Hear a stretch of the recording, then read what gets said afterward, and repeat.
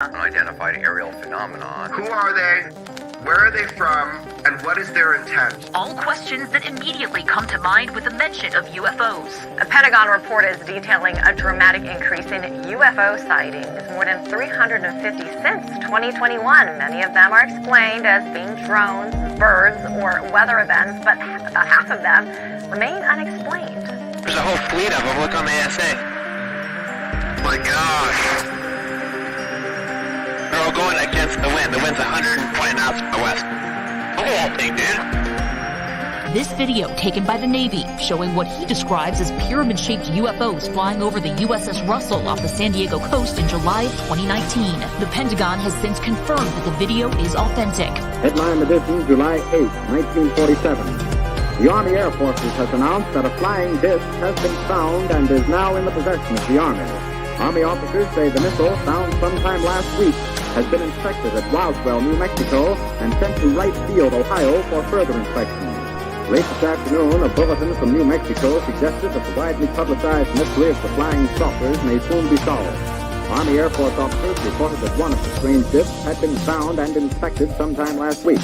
Our correspondents in Los Angeles and Chicago have been in contact with Army officials endeavoring to obtain all possible late information. Joe Wilson reports to us now from Chicago. The Army may be getting to the bottom of all this talk about the so-called flying saucers. As a matter of fact, the 509th Atomic Bomb Group headquarters at Roswell, New Mexico, reports that it has received one of the discs which landed on a ranch outside Roswell. The disc landed at a ranch at Corona, New Mexico, and the rancher turned it over to the Air Force. Rancher W.W. Brazil is the man who discovered the saucer. There's footage and records of objects in the skies that we don't know exactly what they are. More people are coming forward with their own sightings. Videos recorded by U.S. Navy personnel have added a new layer of evidence to the current national debate about UFOs. Right at that moment, I saw what looked like 5 lights flying in formation in kind of an inverted check mark.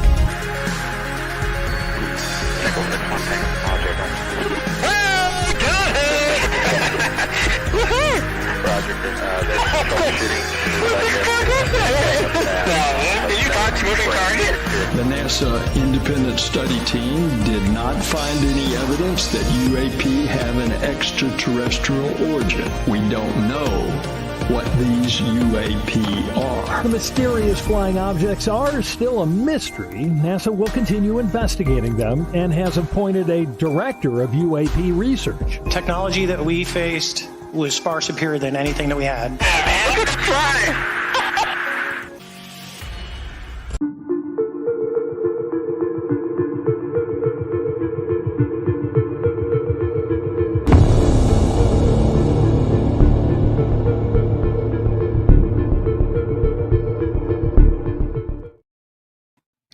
All right, everyone. So the first thing I want to do is let you all know we're going to be talking about reptilians tonight. And that was a special preview of something that's going to be coming out real soon. There's some new swag, and it's just going to be limited because we're doing something special. But anyway, I want to welcome everybody this Friday. You know, we've been having some technical issues with this laptop. I've said it before many times. It's time for a new one. And hopefully it holds up tonight with the battery charging while we're doing our thing. But if it cuts out on us, I tell you what, it's going to cut out on a good show that we're going to be doing. We're going to talk about those reptilians. I've been doing a lot of studying lately, of course, in the past, in the present now, about what is really happening, what could be possibly, behind the things that they talk about, which could be a ruling civilization. David Icke talks about it all the time. A lot of people do. Now, he has a different perspective that we'll get into. We're going to break this down into 4 segments. We're going to break it into segment 1, which is unearthing the genesis of the reptilian conspiracy. And that's going to be really deep. We're going to go into a lot of deep stuff when I tell you tonight. And so it's going to be really good. It's going to be good. The segment 2 is going to be sifting through the shadows, which is the evidence for or against reptilian existence. And we're going to talk about that a little bit. And I think it's something that as high strangeness and saying that you probably won't believe it, and you may not believe it, because the whole point is it's been something that we've been saying behind the scenes, that there is a ruling race. And then segment 3 is going to be unmasking the agenda, the reptilian quest for power. We're going to get into that. I think it's really important to understand that if there is a plan, they do have a plan. We talk about New World Order, and we talk about a lot of stuff, but I think it goes a little deeper. In segment 4, as we close, would be the reptilian reflection, decoding their present and popular culture, and in other words, shape-shifting, and how they are possibly walking among us. And so I hope everybody's cool. It's Friday. This is going to be a long show. We're going to be here tonight, and hopefully you guys get involved into the conversations of what we're having tonight. First of all, I just got a couple of announcements that I'm going to make just real quick. A lot of you got your book of sacred secrets. In 24 to 48 hours, it's going to come down for good. Basically, like I told y'all before, we was doing some couple of things. And if you hadn't got it, I'm sorry that you hadn't got it. And hopefully that you did. I'm going to be pulling it down along with the codes and everything else within the next 24 to 48 hours. And so I did say it was limited. A lot of you got it. A lot of people are really a lot smarter today. A lot of people are a lot woker. I've been getting a lot of feedback of people saying how amazing it is. I've done several shows on it, and it's time for us to kind of curtail that down a little bit. I've got a lot of feedback from the public of insiders. You're giving out training secrets, you're giving out trade secrets, and it's okay. They don't care about, they're going to give it to the public. It's a lot of people go into some of that content pretty deeply, and you've probably seen it out there before. But hey, I was in a situation where I wanted to work on a project, and so therefore I did that. We're going to be talking about this couple of books here. This is a Children of the Matrix by David Icke. It's about the reptilian stuff. And I got a new one called The Alien World Order, the reptilian plan to divide and conquer the human race. These people, there's a lot of plans out there, and there's a lot of stuff that's out there that I think that we as truth seekers need to pay attention to when it comes down to shape-shifting. Now, again, limited edition. I'm just letting y'all know tonight I'm going to be posting this up for 24 to 48 hours. I got 2 shirts. They are designed. Now, these are acid wash, oversized shirts. They go up to about 3X. They're a lot expensive from another provider. I had a custom designer to make these shirts.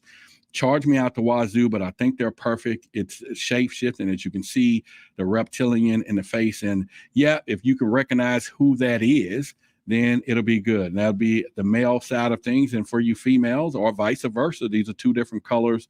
You can get you one either or, and they'll be on the website for about a day or so.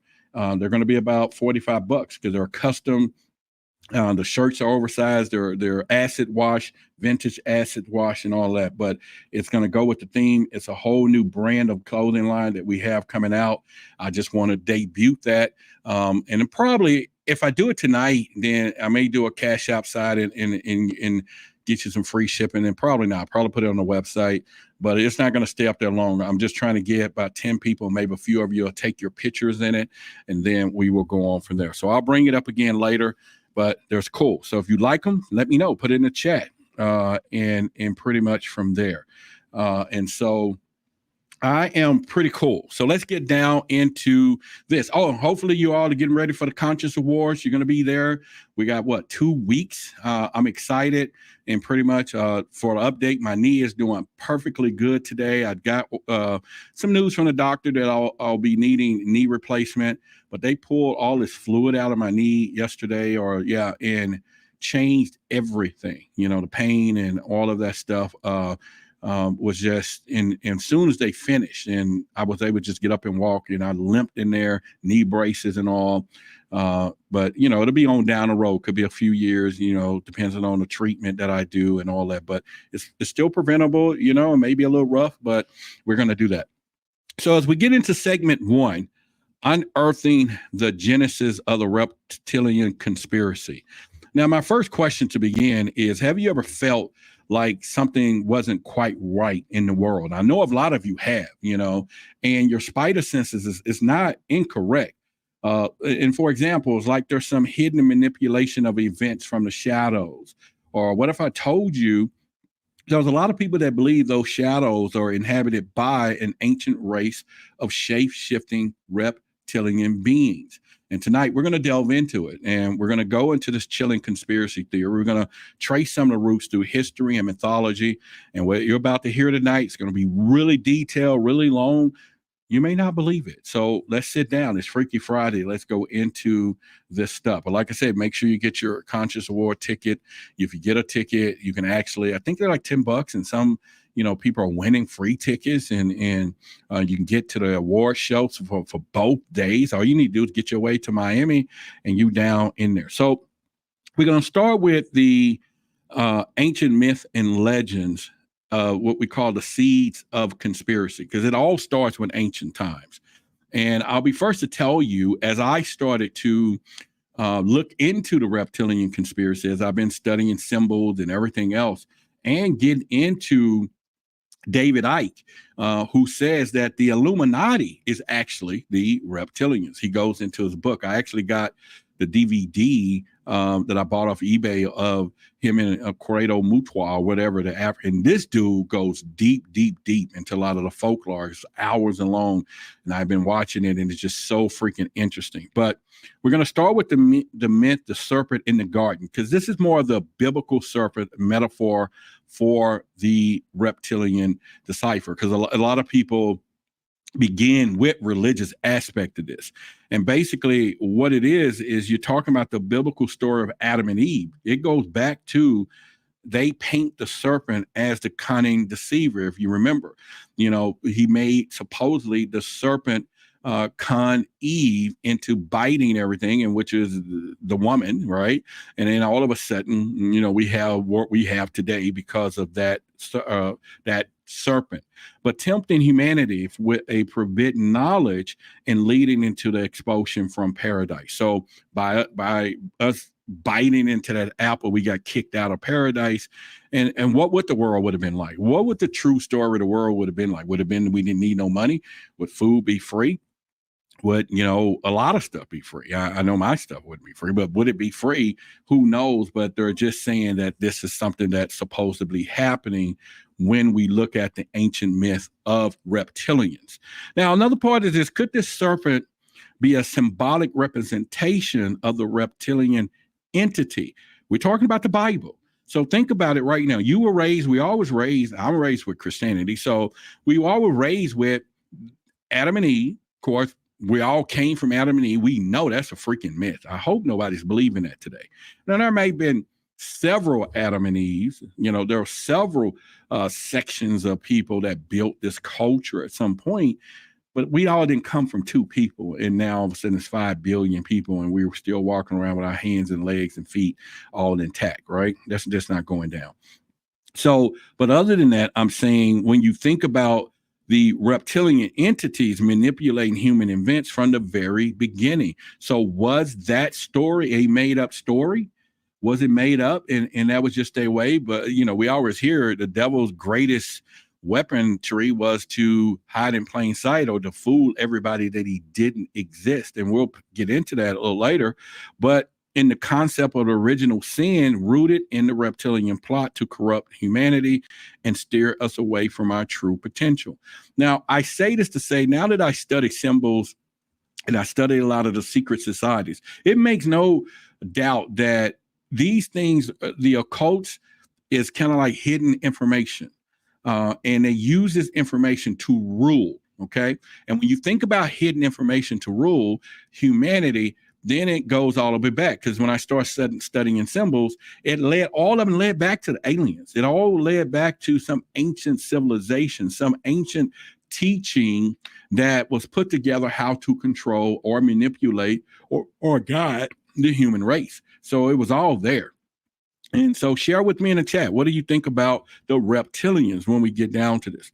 We can go into Mesopotamia, the deities. There was always the story Billy talked about, other people, where the Anunnaki, Sumerian gods, often depicted as serpents or reptilians, actual extraterrestrial beings. So we go back into that even in Egyptian cultures and all, there was symbolic stuff carved out everywhere of reptilian all the way back to Africa. All the way back to the motherland and the plains of Africa was reptilian symbolic symbols that etched through history and stories.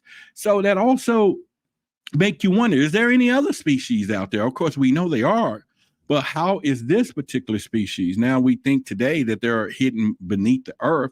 They're walking among us as well, is the reason why you see the new shirt design that I have. Hey, they're walking among us, right? But they're shape-shifting. We all know that. We know that within this community. But let me give a little details about the Mesopotamian deities, okay? The Sumerians was one of the earliest civilizations, and they was revered by the pantheon gods known as the Anunnaki. So could, like David Icke says, the Anunnaki Illuminati is the reptilians. He's saying that's their identity. Now, these deities were often depicted as serpents or reptilian features. Some theorists propose that the Anunnaki was not gods at all, but rather an extraterrestrial beings with reptilian traits who descended to Earth and interact with early humans. And could these ancient depictions be evidence of the forgotten history of reptilian intervention into human affairs? I'm just asking about that. You know, I'm saying, is it possible that the stories and myths that we hear goes back to it? We can get into the ancient Egyptians' god. The question there was, did the serpent symbolize associated with deities like Sobek and Wadjet hint at reptilian connections? If you go into Egyptian gods and ancient rich mythologies filled with serpentine imagery, like I said, go look it up. You can, you go back and look up a lot of Egyptian gods. Now, deities like Sobek, I think, the crocodile god, Wadjet, the cobra goddess, remember, if I'm saying that, Wadjet, was revered and feared. It is also possible that the serpent symbols were more than mere religious metaphors, right? And could they represent the reverence of a reptilian ancestors or overlords? And could the pharaohs, if you think about it, often associated with serpent imagery and have been descendants of these reptilian entities? So again, this is real deal. When you think about it, that everything that we have out there, all roads lead back to reptilians. Yeah, I got people, oh yeah, we have the Palladians. Oh yeah, we have the guardians of the universe. Oh, we have the felines. Oh, we have, and the list goes, the grays, and now we have the mantis. And I'm still not with that one, but okay, that's fine. We got reptilians. How come we can't have mantis, right? Beings as well. You go into back toward the Game of Thrones. I watched the Game of Thrones, and we'll get into that.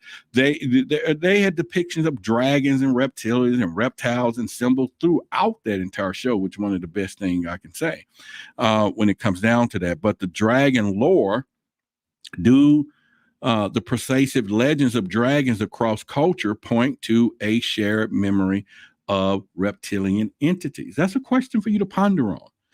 Due to pervasive legends of dragons across all the cultures, Japan, all of these places, both or point of memory share reptilian memories of reptilian entities. And now I go in more detail because you're talking about from the fire-breathing dragons of European folklore to the serpentine water dragons of Asian mythology. The legend of the dragons are common thread when it's woven throughout human history. And the mythical creatures often poses immense power and intelligence. So they never ever set it out there that these reptilians were some dumb stuff. They all at some point or sometime portrayed as benevolent guardians or malevolent forces. So either way, they was either bad or good. And do these stories stem from a collective memory of reptile beings that once roamed the earth? And could the universal fear and fascination with dragons be a subconscious recognition of hidden reptilian presence in this world? So we think about the folklore because and the reason why I'm using folklore, when I was listening to the David Icke in whatever his name again, out over there in Africa, Mutwa or whatever, he went into that there was a reptilian that would because they drink blood. Okay, the reptilians feed off our blood. They're still saying that they're doing this now with humans today, and this is where the myth of Dracula came into the play. The myth of Dracula came in because of the story is because of reptilians were drinking blood. And so all of a sudden we come up with this vampire type story and folklore over the years. And that was something from there. We could go into David Icke's explosive revelations. He talked about the Babylonian Brotherhood. If you ever went into some of his conspiracies, there's a lot of it in this particular book. I suggest you go to eBay. You might can get your copy of $5 or $10, $20 is, there are some on there a lot more expensive. And then, I think he sells them back some on his website too, Amazon and everything else. And it is worth it, by the way, to do that. But he talked about the Babylonian Brotherhood, who are alleged elite bloodlines, Ike claims, are descendant from reptilians. He goes into, we'll get into that. So let me give you a little background about the Babylonian Brotherhood. Ike claims that they're a secret society and that the Babylonian Brotherhood is at the heart of global control. And according to David Icke, this group consists of elite bloodlines descended from reptilians, okay, and including prominent figures in politics. And that's why we're here tonight, right? Royalty, business. He suggests that these individuals are shapeshifters and they're reptilian disguised as humans, manipulating world events to maintain their power and control. But who are these bloodlines? Because he goes into a familiar family like the Rothschilds. There was some other name, if I could think of it, how that name changed to the Rothschilds, but the Rockefellers and British royals and families as potential members of the shadow organization. And these are accusations grounded in reality, or are they the product of paranoid information, or imagination when it comes down to it? Because this gets deep. So once again, as you know, we're going to have a special shirts I'm putting out right now. Look at the shirts. Look at them closely there. Reptilian, are they among us? And you can see it's shape-shifting. Nobody's guessed who that was, who this guy is, and none of you guessed who the woman is. But you just might guess it. But it's a high strangeness, original, custom drawing. You won't find it anywhere. It was scratched out from black and white to what do we got? I'm going to be posting it on the website after the show. You can grab yours, and it's only going to stay up a few days, and then we would do that. So I just wanted to kind of let it go into what we're talking about right now. All right, so shape-shifting abilities. Okay, let's get into that. That's why I just showed you what I was doing. How does Ike, because I like I said, I've been listening to his stuff. How does he explain the reptilians' alleged ability to disguise themselves as humans? I'm going to give you that detail. So, which means that, hey, they're walking among, yes, somebody said Oprah. Yes, the other one is Oprah. The first one, somebody said Obama. Nope, it's not Obama. But the second one was Oprah. So you got that right. Good for you. Someone said Eddie Murphy. No, come on. I'll show y'all one more time. You should know who it is. Come on. There you go. Look closer. You know who it is. Come on, y'all. Y'all can see that.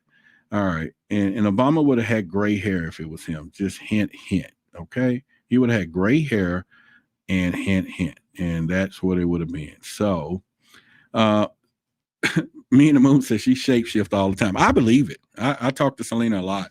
And sometimes she's over there. She can turn into this and that. And if somebody claims to shapeshift, you have to believe them, y'all. You have to believe people that shapeshift because they're being honest. But let me tell you a little bit about shapeshifting abilities, though. So I'm glad you asked. It's not Morgan Freeman, rock star. That don't even look like Morgan Freeman. Come on. If it was Morgan Freeman, he'd have gray hair like me, and yeah, he'd be older. All right. So one of the most outlandish claims of reptilian conspiracy theory is alleged ability of these beings to shapeshift, disguise themselves as humans. Now, Ike, like I said in this book, right there, okay, he suggests that they achieve this through a combination of advanced technology and interdimensional manipulation. He claims that the reptilians can lower their frequency to match that of humans and allow them to blend in seamlessly. And could this question is, could this explain the strange anomalies and glitches often reported in videos and photographs of public figures, or is it merely wishful thinking, part of the conspiracy theories? So I'm saying that, is it possible?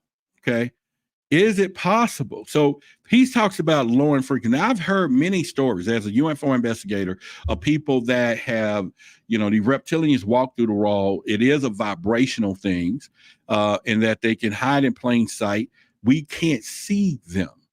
And I've had stories of people that have went astral and peeked into this realm, and the reptilians was there on the other side looking at them, as almost to say, what are you doing here? Why are you here? You need to get out of this realm. So some humans have the ability to dive or delve into those other realms. And so that's something that we could literally think about when it comes down to this. But other than that, he also claims that, once again, could this explain the strange anomalies and glitches often reported in videos, photographs of public figures? There's been a lot of stuff surfacing that somebody took a picture and then it was like out of whatever. Yeah. And so, yeah, it is Diddy. So it's Diddy. It's P. Diddy is who it is. So let me go back to say it's P. Diddy right there. And this is Oprah. And so if you want one of these, let me know. They go up to a 3X, and these are, like I said, custom Asher watch. Those are the two colors for now. And they're just going to be up because we are still working on our plan and everything else. And speaking of that, we're going to be, we're probably, a few grand away from doing our first documentary or securing the videographer team and everything else. And so I'm still looking for contributions. Y'all can put my cash out there. Anyone who contributes to this, and just make sure you let me know this one. I'm looking for some big contributions too, maybe $100, $50.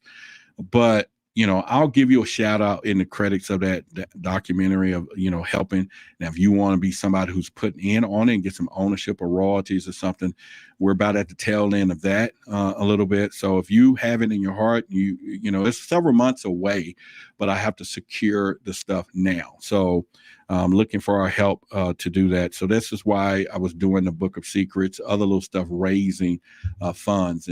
But I still have to not water it down. But let's keep going. Let's talk about the fourth dimension. What roles? Yeah, there it is right there, the Cash App. I'll put it on the screen right there. And so again, if you got my email address, and again, if you put in a chat, you're going to chat. I still be calling people out, man, because sometimes people put things in there and they don't call, they don't email. I mean, it's like this clout stuff that they do here. And so I've lost a lot of confidence in some of these aliases that we have on here. I won't call them out. But the other stuff is the fourth dimension. What roles does Ike theory and interdimensional travel play into the reptilian conspiracy? Let's get into the fourth dimension. Let's get into Ike's theory beyond the physical realm, delving into the concept of interdimensional travel. He believes that the reptilians originate from the fourth dimension, a realm beyond our normal perception. Okay. And according to Ike, they use the ability to travel between the dimensions, influencing events on Earth while remaining hidden from view. But what is the fourth dimension? And how does it relate to reptilian conspiracy? Could this explain why evidence of their existence is so elusive? Because we can't get there. Now, they're starting to come out with that right now. Okay, so the email is up. Thank you, Philly Cat. She put the email address in the chat for those of you. But like I said, the Cash App is there. I'll put it up here on top of the screen. And maybe if you want to support, like I said, I know you're not all the big spenders, but 10 people giving $100, 50, 20 people, we'll get halfway to our goal of securing the videographer and all of that. So let's do that. The email address again is, let me put it on the screen, is contact@whythebigsecret.com. That's the contact. And so again, if you want to get in on the other side and get some credit and royalties, we're providing at least, I think, 50% of the the documentary. And remember, this is a long-term play, okay, because we have to make it. You put it up on a streaming platform, but it's a forever royalty, though, if you get in on that side of the fence, because it's the great content in there. The email doesn't work when I send you emails. contact@wildabigSecret.com. Somebody send me a test email right now, and so I can verify the email is working. Let's make sure we can do that right as we speak. So it may need to do something different today. I don't know. But anyway, somebody send an email so I can make sure that we can do that. So one of the moderators or somebody, y'all know my email, contact@wildabigSecret. So there's a lot of criticism and controversy when it comes down to this. And I'm dealing with more of David Icke, because I think he's one of the prominent person that when it comes down to this. And it's pretty much from there. But how does his claims been met with skepticism and ridicule? Now, he talks about that there's places that he can't even go. There's other places that he can't do and everything else. Thank you for the order of the books and stuff. Taylor, if you're here in the, okay, Philly Cat, I got your test. Thank you.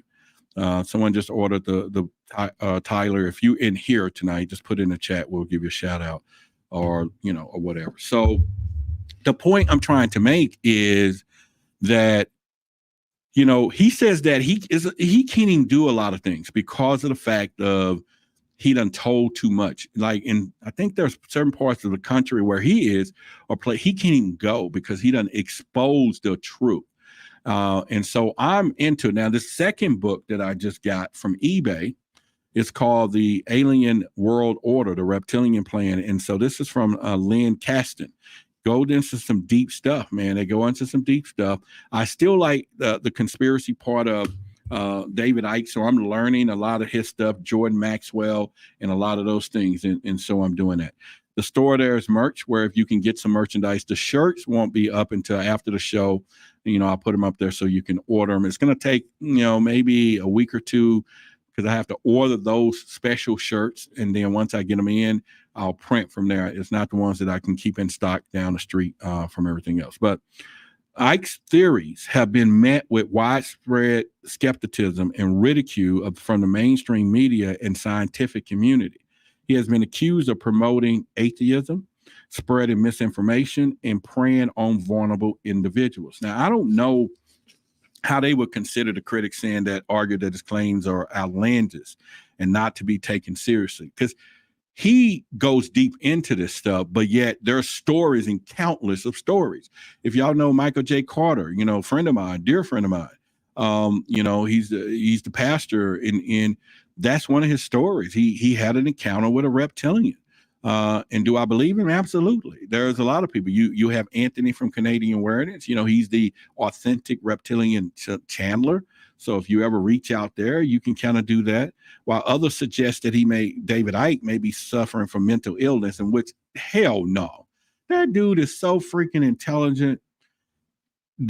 Off the charts, people. He is off the charts when it comes down to this and everything else. And so all I can tell you that. So I wouldn't even believe that if they even tried to say it. So, but anyway, despite the criticism, his theories have resonated with large audiences. The dude has an audience, sparking global movement of believers and conspiracy theory. I'm one of them. And in these theories, sometimes they're dangerous, and people think they're a form of some type of delusion, or could there be a grain of truth hidden in them? Yeah, I think there could be. And I know that there is. So when it comes down to the only thing I used to be baffled about, when I saw pictures of the mantises, and then you got the everything else, then you like, how does an insect be able to control some devices? I can't see myself, but if you ever see a praying mantis in the real world, so thank you, Selena, for sending a test as well. So when you see a praying mantis in the real world, those things are lethal. They will attack animals and bugs and living mammals type creatures and devour them things. So there are some invasive and mean tactical warriors. And so I could imagine somebody being approached by one that's 6 and 8 feet tall. but the problem of them driving spaceships is with those claws get me. And so I don't know about all that when it comes down to that. So that's something to think about. Rockstar asks if I had an encounter. I saw a UFO in Dallas when I was 12 years old. That's about the best it's gotten for me. I tell that story consistently all the time, but you know, it's a very interesting story, but you know, I can tell it another day, and some of you have already heard it. Let's go into Zachariah Sitchin. A lot of you heard of Zachariah Sitchin, right?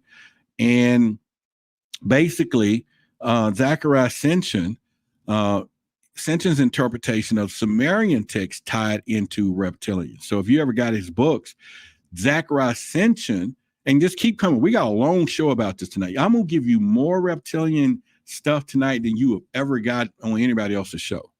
You know, some people can go a little deeper. We're going to cover all the bases tonight. It's Freaky Friday. It's couple of hours of information. I mean, we're going to go deep. Zachariah Sitchin, and how does this interpretation of Sumerian text? Well, he talks about the 12th planet, and a lot of people call that Nibiru. So we'll get into that right here now. But Zachariah Sitchin, which is a controversial author and researcher, he gained notoriety in his interpretation of ancient Sumerian texts. In his book, The 12th Planet, Sitchin proposed that the Sumerians documented the existence of a hidden planet in our solar system called Nibiru, and with an elongated orbit that brings it close to Earth every 3,600 years. And according to Sitchin, Nibiru is inhabited by a race of advanced beings known as the Anunnaki, who he claimed were responsible for creating humanity through genetic engineering. Now, but Sitchin's interpretation be hidden on something a little more sinister. If you kind of hear stuff, in fact, that planet is supposed to be on its way back. It's a global killer. Okay, and so his thing's a little more sinister. Sometimes theorists believe that Sitchin's work is inadvertently reveal the existence of reptilians, and suggesting that Nibiru is their own home world, and that the Anunnaki are in fact reptilian beings who have manipulated early humans for their own purposes. All right, so you know, me and the moon, like she said, she shapeshift. You know, so when you get into that, and somebody's like damn near an alien or a lizard or reptilian, that is something else. But we've all heard the 12th planet. How many of you out there have talked about planet Nibiru? How many of you have heard about it? I did a few shows on it. A lot of people talk about it. You know, it's supposed to be, some people call it the black planet, like it's black people because the Anunnaki is supposed to be black, but it ties back into reptilian. And so, and I can get into it right now, you know, the Anunnaki as reptilian. So I'm glad you asked. Rockstar said, I can shapeshift. All right. Damon said he can shapeshift. All right. All y'all shapeshifters. Now, the Sitchin's work inadvertently fueled the belief that Anunnaki were a reptilian in nature. So when you get into the details of that, Anunnaki as reptilians, Sitchin's depiction of the Anunnaki was not explicitly saying that the reptilians are reptilian. He was saying that does they contain an intricate details have fueled the speculation of genetic tampering, right? He says the Sumerian text often describe the Anunnaki as serpent gods and deities with serpentine features. And then additionally to that, his interpretation of the Sumerian creatures, myth in which the Anunnaki manipulate, like I said, our human DNA and create a surveillance race of workers aligned with the reptilian conspiracy theory. So we talk about the Anunnaki were here, like created us to mine gold, and now you're talking about the Zachariah Sitchin talking about the reptilians. David Icke says that, Quoto Mutwa said it, you know, and he had all the evidence. If you haven't seen that DVD, I have it. And if you hadn't seen it, you can get your copy. It's called Something Vaults on eBay. They'll send like some burnt copies to you, and it's like $12. You can buy one and get one free, but it's interesting. It goes on for hours, you know, like hours and hours of them interviewing. He asked everything. So anyway, they're talking about is the narrative of manipulation and control. And then could Sitchin's work be unintentional, providing evidence for reptilian theory? So it's like he put stuff out there and he don't really say. David Icke says, yes, there are. He kind of put it to get you to think about it. Maybe they are. You take it on to the next level of interpretations and you go find out for yourself if this could be truth or any truth in it. And so Zachariah will take you on this journey of speculation, but still he points out enough that you can believe it. So if we think about Nibiru, I'll go into Nibiru a little bit here. And does the fear of the rogue planet inhabited by reptilian add another layer to conspiracy? Like I said, it's supposed to be on its way back. This is why we have these climate changes. This is why the elite is trying to get off the planet. Now, I'm not saying in the next 20 years. We're talking thousands, 100 years or hundreds, but it's supposed to be on its way back. And meaning it's been here before. It caused cataclysmic events here, almost a catastrophe to an extinction level. So one of those things. But Sitchin's theory points that Nibiru periodically returns to Earth, brings about those cataclysmic events such as floods, earthquakes, and pole shifts. And we're already starting to experience a lot of that now. And even though conspiracy theory said it's getting closer and it should be vigorously worse in years to come, that this is a scenario that we would have to look at, and that's it. But she talked about it started buffering. Yeah. Okay. So that is one of the deals there. So outside of that, though, like I said, we get into they talk about earthquakes, pole shift, and this has led to some believers that the reptilians inhabiting Nibiru are responsible for these disasters, using them as a tool to control and manipulate humanity. And the fear of impeding Nibiru is the fact that they're on their way back, combined with the belief of malevolent reptilian race controlling our destiny, adds to another layer of complexity and paranormal in the conspiracy theory. And so the question will be, could the reptilians be using Nibiru as a weapon to maintain their grip and power? Or is the Nibiru cataclysm simply a myth born out of misunderstanding? That is something that you can make a determination if you get to that point, right? You can start thinking about that one way or the other. The other part would be by examining Zachariah Sitchin's work through the lens of reptilian conspiracy theory, we can uncover a fascinating and unsettling possibility that it could be true, that our origins and destiny may be intertwined with the hidden race of interdimensional beings, right? So if you start really looking at some of their facts, and then whether Sitchin's interpretations are accurate or not, his work has undoubtedly contributed to the growing interest in reptilian conspiracy and the potential implication of humanity. Like I say, David Icke talks about it in most of all his books, this World Agenda book. It is something, once again, to really think about when you get into it. So now, as high strangeness, Roderick Martin here, we still want to go through the credibility of disinformation. I cannot just leave it out there, but, and you would think that, or some of these deliberate attempts to discredit the reptilian conspiracy theory as a form of disinformation. No, the big secret keepers, could their whole point of going against the grain is because they don't want us to know the truth. And so it's going to be hidden out, or not hidden, but they're going to make it seem stupid. They're going to say the conspiracy is dumb.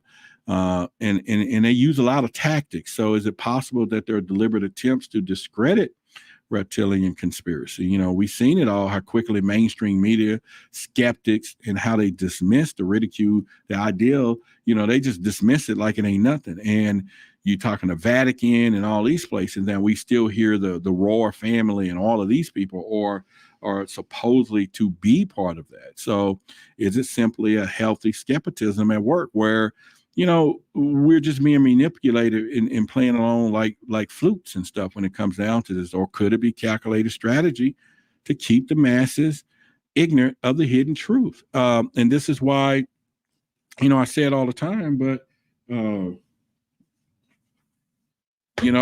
I tried to put it out there. And And there's that book, The Hidden Truth. That one is coming down too. Like somebody just got all three, and I'm glad they did. It is helping out the cause, but all the vibrational codes, the hidden truth, all that stuff is coming down because I don't think everybody needs to know. I don't think everybody can handle the stuff that's in there.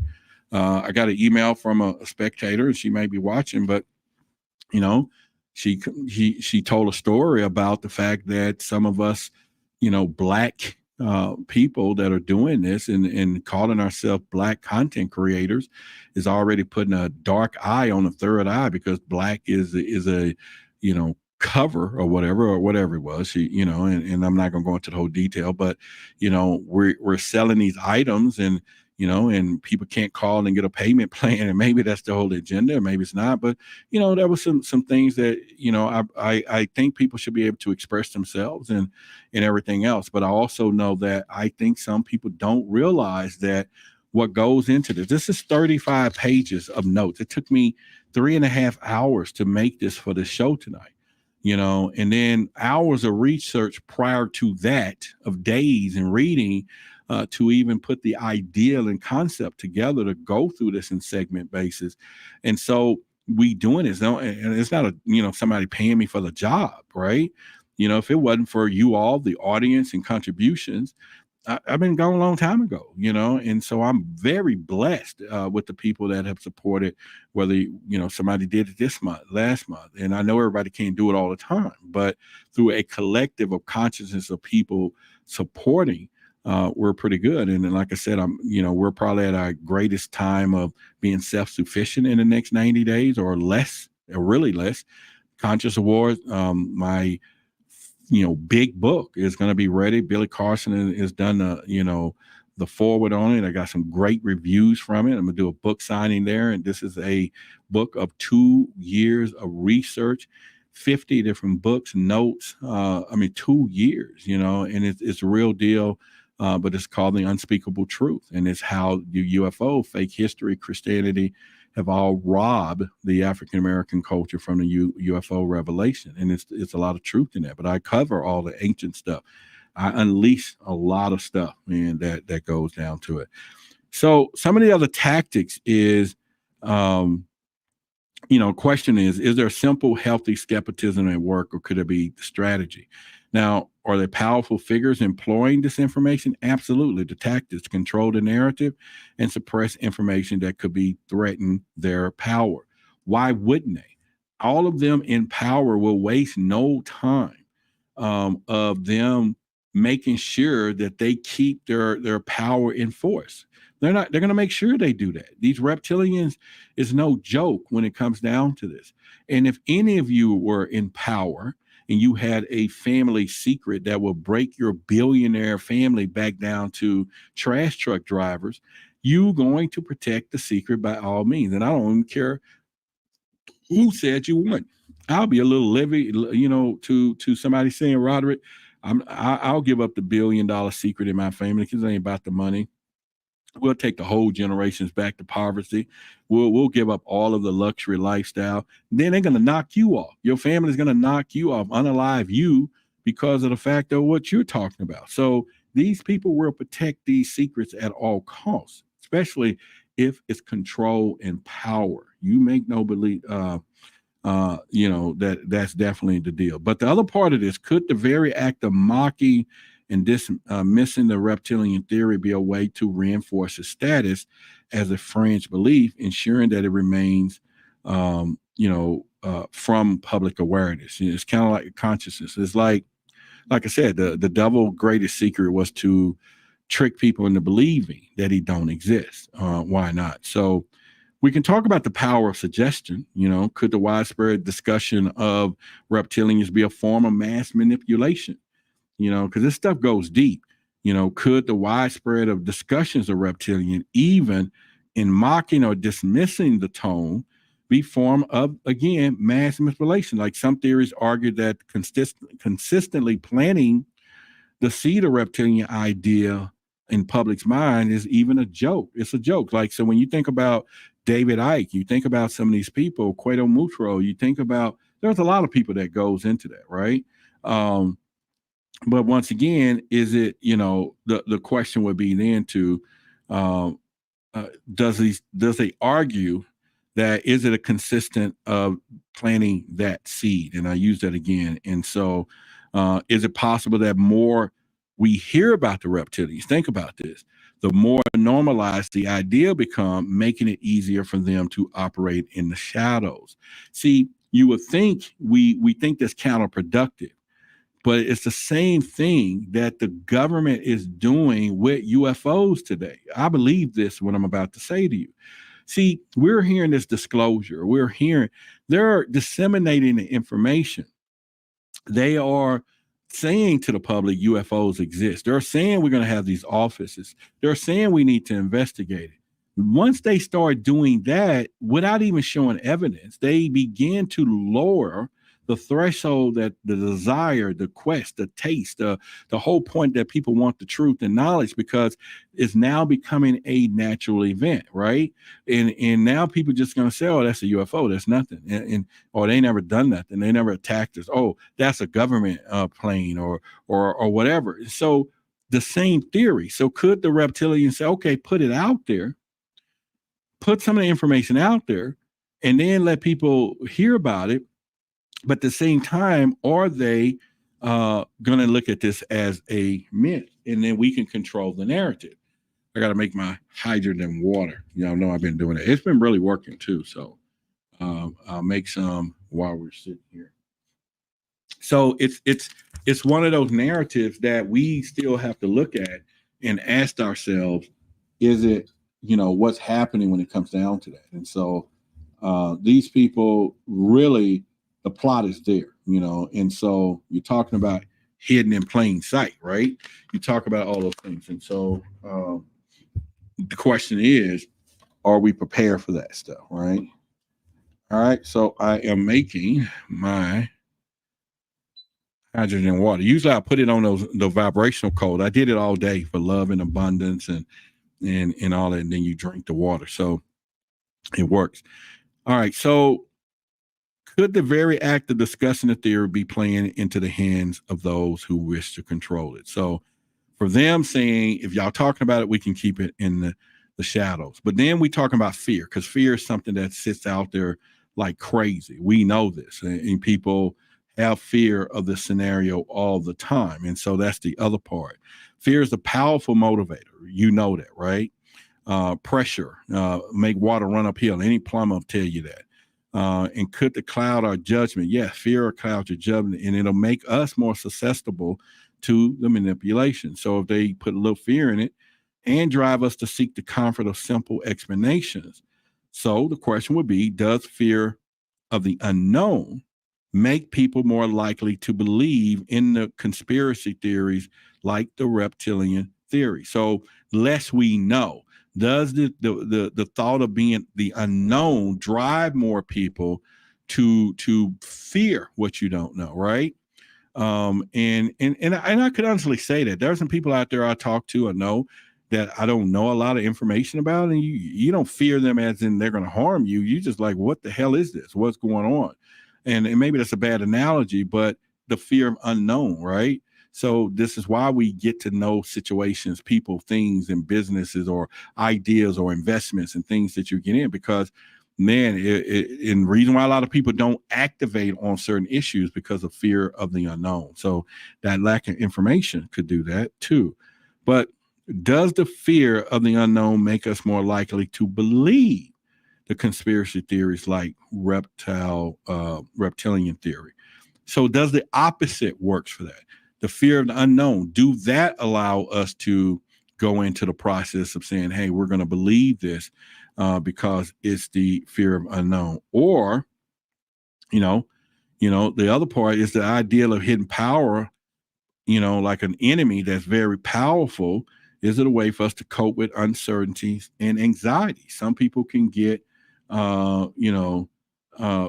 anxiety. Well, this is a hydrogen water maker. All right, thank you, Selena. Yeah, it's a hydrogen water maker. So I'm making hydrogen water.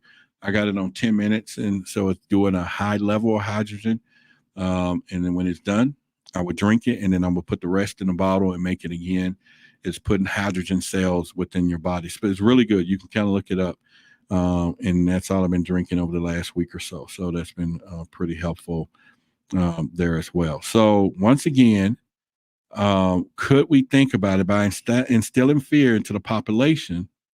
Are they able to manipulate our thoughts, our actions, and making us more compliant to challenge authority? Because that's what it is.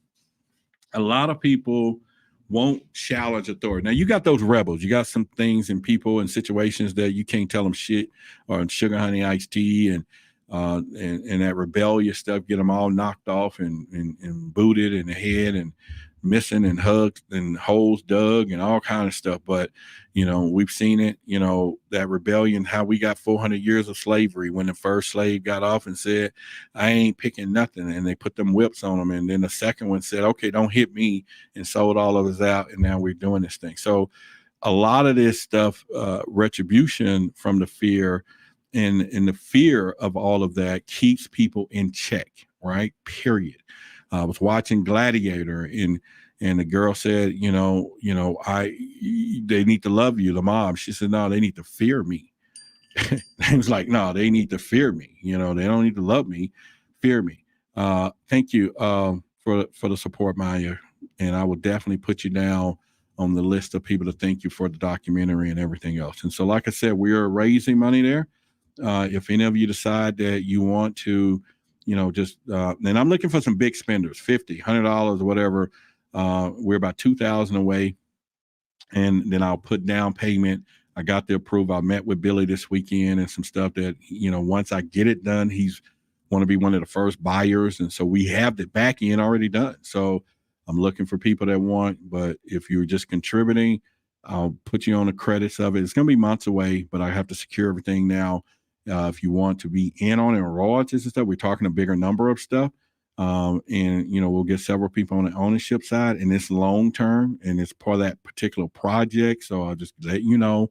You're not going to be an executive producer unless you're really coming out with the bank, but you will be credited, on the other side, and we'll discuss that with legalities and all that as I put all that stuff together. Let's talk about the end of this segment. We'll go into some questions to kind of give us a discussion going right now. And one of the questions is, why do many ancient cultures, is what I want to ask you guys, share similar myths and legends about reptilian beings? Why is that? Why do we see that? And is this coincidence, or is there a deeper hidden truth? So I want y'all to think about that question for a second. Go back and look at all of the ancient cultures. They all, now, just like we have, when I start in the Hidden Truths books that I have, we talk about Christianity. We talk about how there are 20, and I only put them in the book. There's 20 or 30 different ancient cultures, or even today, that has the story of Jesus as their story, the Messiah, and all of the miracles. They just have a different name. They all have the same story. So how is it coincident that a lot of these ancient civilizations will possibly have all the serpent tails and all of this? Now, it could be because, one of the things is it simpler, a shared fear of the unknown, or is it primal instinct stemming from our evolutionary past, right? Or could these myths be a fragment of forgotten history, or collective memory of encounters with a powerful reptilian race? Think about all this, what I'm saying. Are these stories mere coincidence, or are they clues that are pointing to the hidden truth about our origins and the forces that shape our world? And I say this because I'm no longer sitting here looking at all these possibilities of all these creatures and places and guardians and the galactic councils, and when there could be a race here that's been here. Now, y'all remember the Dulce base? He talked about running into some aliens down there and underground and all of that. Those stories exist. The other question to ponder on is, why did David Icke's theories resonate with so many people despite the criticism and ridicule? What made me believe this? What made me buy this book? What made me buy this book, Okay, when you think about it, what makes me do this? You know, when we talking about reptilian stuff, but mainly his stuff. And the stuff is it's incredible storytelling, if that's a word, you know, incredible writings, incredible, but we're in a place where our eyes are useless when our mind is blind, but my eyes is not. My mind is not blind. So my eyes are very open when it comes down to this. And I try to make sure that I give our community things that you can see, things that you could read, stuff that you can hear, things that you could awaken the possibility to the curiosity that this stuff could be real, and you make your own assessment, but at least walk you to the trough. You still have to drink the water, right? You know, so is there something inherently appealing about the reptilian conspiracy, a way for us to make sense of chaos and corruptions?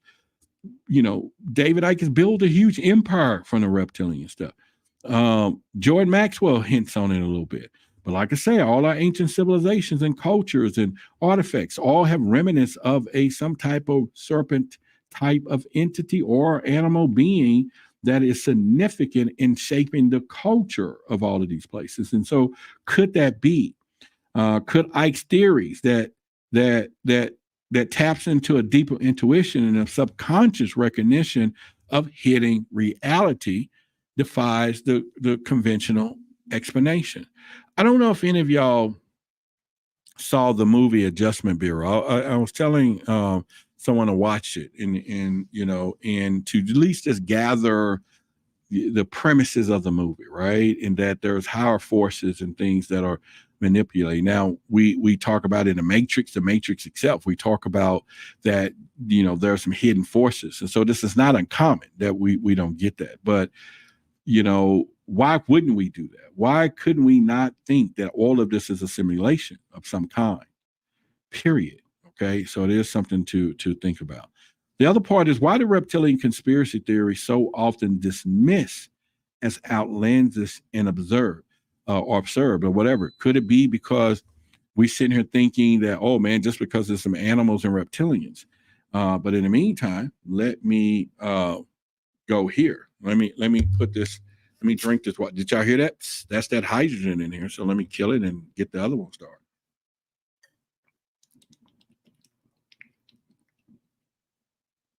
Yep. So that's some healthy water there, or good water. I use spring water, so I don't use tap water. I think it's better to use spring water and then pull that hydrogen, let that hydrogen get in and do its thing. Go look it up because it's got a lot of benefits long term. It's been something that's out there. I bought this on Amazon not long ago, and like I said, you can do a 5-minute or you can do a 10-minute, and like I usually do, and I can actually do it now while we're here. I usually will put this on one of these in the vibrational codes, because remember, the codes go through the water, right, and everything else, and they all use water to shape energy and everything else. So this is the actual code. This one is for money and abundance. I'm going to put it on money and abundance. Let's see if I'm going to get some giving tonight, where some of y'all is going to be touched and moved to continue to contribute, to give through Cash App, which is on the screen there, or go to the website now and buy the books if you haven't before I take them down, or something, or some of you might want the shirt once I put it up. And from there, this is called a Pura Viva, and yeah, so they had a little sale on it one day, but it is very, very interesting. And like I said, it's on a 10-minute cycle right now doing hydrogen, but now it is sitting so that you can see how this works real quick. Let me lift this up and put this camera over here for you real quick. So I have it right now sitting. See that? I have it sitting on the vibrational code. This is the tree of life. The codes are encoded: money, bliss, ascension. This is the money and abundance code. And this is how it works. You can put this under your pillows. You can, and this stuff works, people, because we are theoretically, we're in a vibrational type of coded world. This is where we are. And you're talking money, you're talking, and if it don't come from you all, it'll come from somewhere else, right? I am. It has all these hidden codes down off in here. So I sit this on here and let the codes get programmed into the water. And then I drink the water with the program and it goes into my body. And it results in those things from there. The other part is is it simply because they challenge the accepted worldview, forcing the questions, and we're talking about the reptilian conspiracy as we know it, or could this be more cynical, right? A reason for the dismissal, or more powerful forces deliberately suppressing the truth about our reptilian overlords using ridicule and disinformation. But if you remember, I think it was the Montauk base or whatever, there was a guy's story that he said that he went to, and those vibrational code is on the site. Like I said, I'm taking all that down. If you ain't got it, I'm sorry, but I'm gonna take it all down. And like I said, I was just doing it to put it out there. These are personal stuff. But the other part of this was, remember the story of Montauk or something. He said he was there and he opened up this office, and they said it's like draconian stuff. Are they from this place? But he was wearing this royalty type robe. It was a reptilian. Guy said he looked and just saw him sitting in the other room, and they closed the door. So you're talking about that. That is some stuff, man, when it comes down to this. And there's the merch site there. Like I said, go there, get your ebooks and all that, and download them and put them in the thing for yourself as well. The other part is, why does the fear of reptilian continues to persist in our modern world? Is it a primal instinct? Or are we sensing a real threat of our existence? That is something that we would want to know. And I think that because it's a primal instinct and a remnant of our ancestral fear of predators, right? I said that earlier, lurking into the shadows. That is something a lot of people's like, wait a minute, you got a reptilian, whatever, in the shadows. There's something to think about. But, is it more tangible reason for the fear, though? The boogeyman theory, right? Candyman, you say it 3 or 4 times in a mirror or whatever, and he comes out, or Chucky, hey, you want to play? Or Jason, y'all remember that? It's all this fear that perpetuate the myth, the folklore, the story. And could we be subconsciously sensing a real threat to our existence for real from a malevolent force that seeks to control and manipulate us? What if it's fucking true? What if there is truth in the fact that there is something higher force working? There is something controlling us. There's somebody out there doing this, okay? We know the secret society is doing it. We know there exists, and they are humans. We know that they exist, but they are humans, right? So what happens if you think about it and you go back to think about that they're getting their powers or secret information how to control the masses from the reptilian race, who said this is how you do it, and then they're shapeshifting. And so why wouldn't they? We've heard the Jeffrey Epstein story, where the girl specifically says he was a reptilian. She was on tape saying that, right? We've seen stories, and I played videos back in the day where a lady was in a news station, and it was real deal. Her eyes started shifting right there in front of her, and these things are there when it comes down to this. So the other part could be, once again, is the reptilian conspiracy a warning sign, a wake-up call to a hidden danger that we ignore? Because we, on one hand, is trying not to bleed, because a lot of think about it, all of the ancient, when we had what's his name on here from the Shalites, his son, they talked about eating rats, and he said how one of his aunties shapeshifted. Y'all remember, and it was taken in a rat, and her mouth got open really big. The Jackson 5, the Jacksons, or the dad and Joe, and all of them was part of these rituals, eating babies and whatever. And I know a lot of people call them nuts, but there was just recently a video that surfaced, and it was talking about a lady that came up missing recently, that she was all out there, but she was caught at this police station reporting how she couldn't believe these humans, and that she had been a sex slave, and she got away some kind of way. But her whole thing was they were eating people. They were drinking people's blood and all that. And man, they made her disappear quickly. So whether she was lying or whatever, they made her disappear. Period. So that was segment 1. So imagine we get into segment 2 and 3. Like I said, we're going to be here. And hopefully you can hang tonight. It's Freaky Friday, but we're going to go. But it's going to be all content and information for y'all. We're going to sift through the shadows now. We're going to talk about the evidence for these reptilian existence. And, you know, we're exploring the ancient roots of the reptilian conspiracy. But what about the modern evidence? Let's get into that stuff that we know today.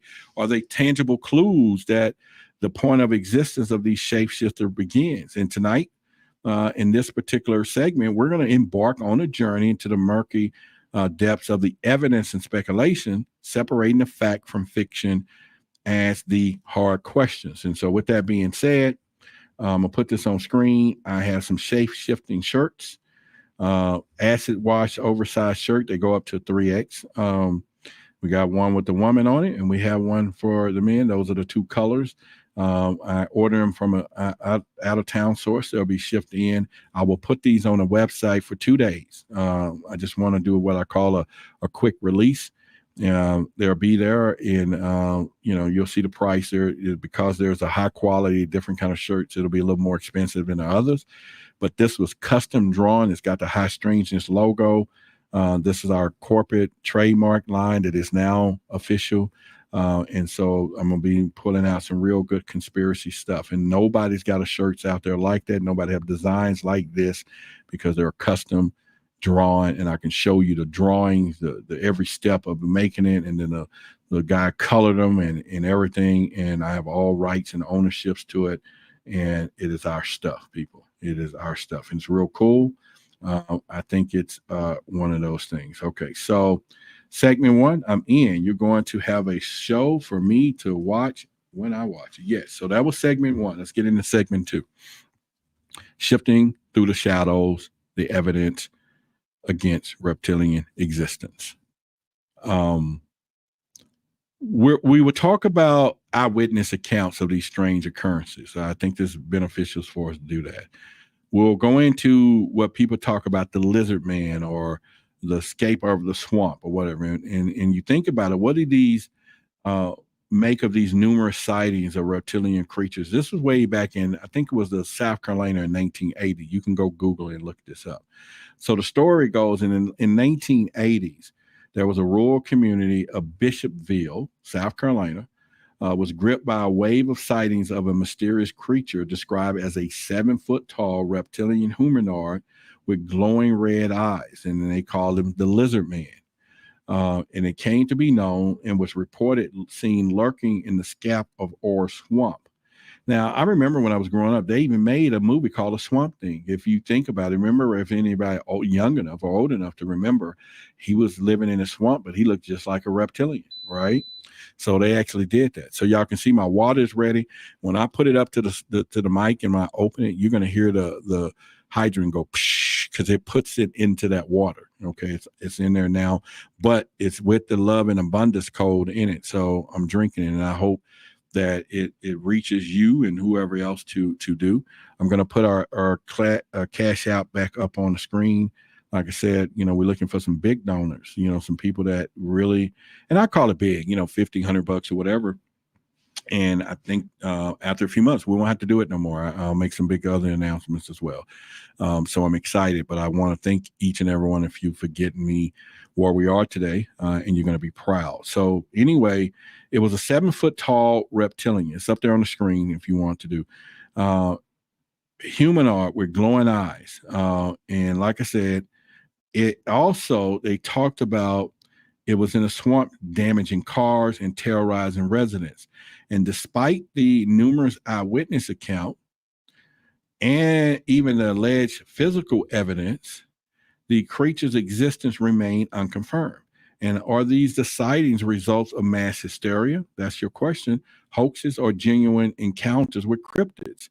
Or could the lizard man be a manifestation of reptilian entity, or simply a myth born out of local folklore? And this was in the 80s, though, people.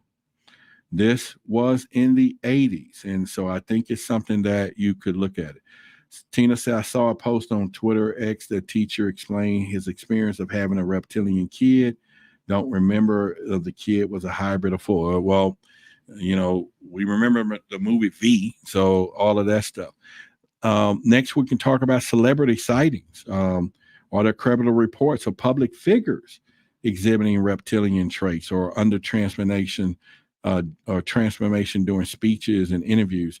We talk about that all the time. People talk about proponents of the reptilian conspiracy theory often points to alleged entities of public figures existing or exhibiting reptilian traits undergoing transformation during speeches and interviews.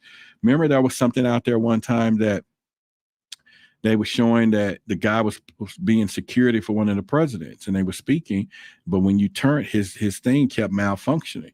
People caught that on video, by the way, and you can tell he was shifting back and forth, like blinking, like the vibrational was off, that he was blinking into reptilian form. So there you go. I think it's something to think about. Now, these claims typically involve fleeting moments captured on video and photographs where a person's eyes would appear momentarily to change. Remember I said that?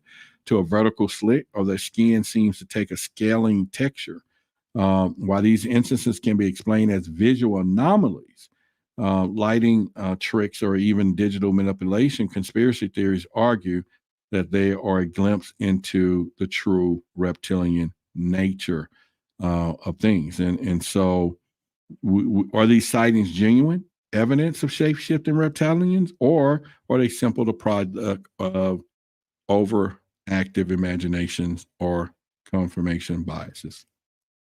How many of you think reptilians exist? Put a 1 in the chat and I'll give you a shout out. How many of you think reptilians exist when we hear about it? While I'm waiting for y'all to respond, let's get into alien abduction stories. Does some of these extraterrestrial encounters describe the reptilian beings as orchestrators of these inductions? Okay.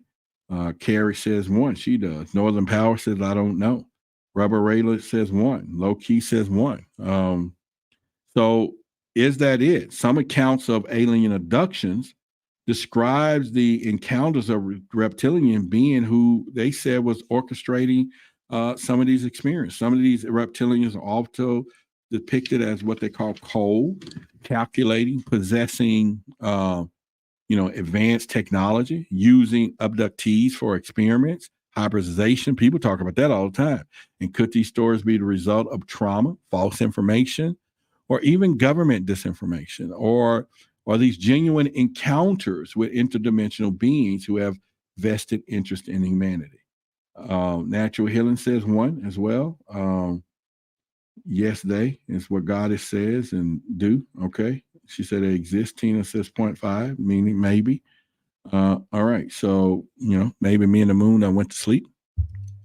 So she ain't responding. She says she shapeshifts, so she might be a reptilian anyway. So, all right. So what about testimony? How can we assess the credibility of these eyewitnesses, and especially those that involve these extraordinary claims when it comes down to that? All right. So witness accounts notoriously are unreliable because, that's one of the things that kept a lot of this stuff into the government stuff, because people will say you can't trust the witnesses. So let me open my hydrogen water that is full. Oh, she says she's here. That is full with vibrational money in abundance. So I want y'all to listen right here on the mic. You're going to listen to the hydrogen. Y'all ready? There you go. Psh, right there. Well, I said that, but right before I said that. So it is ready to drink.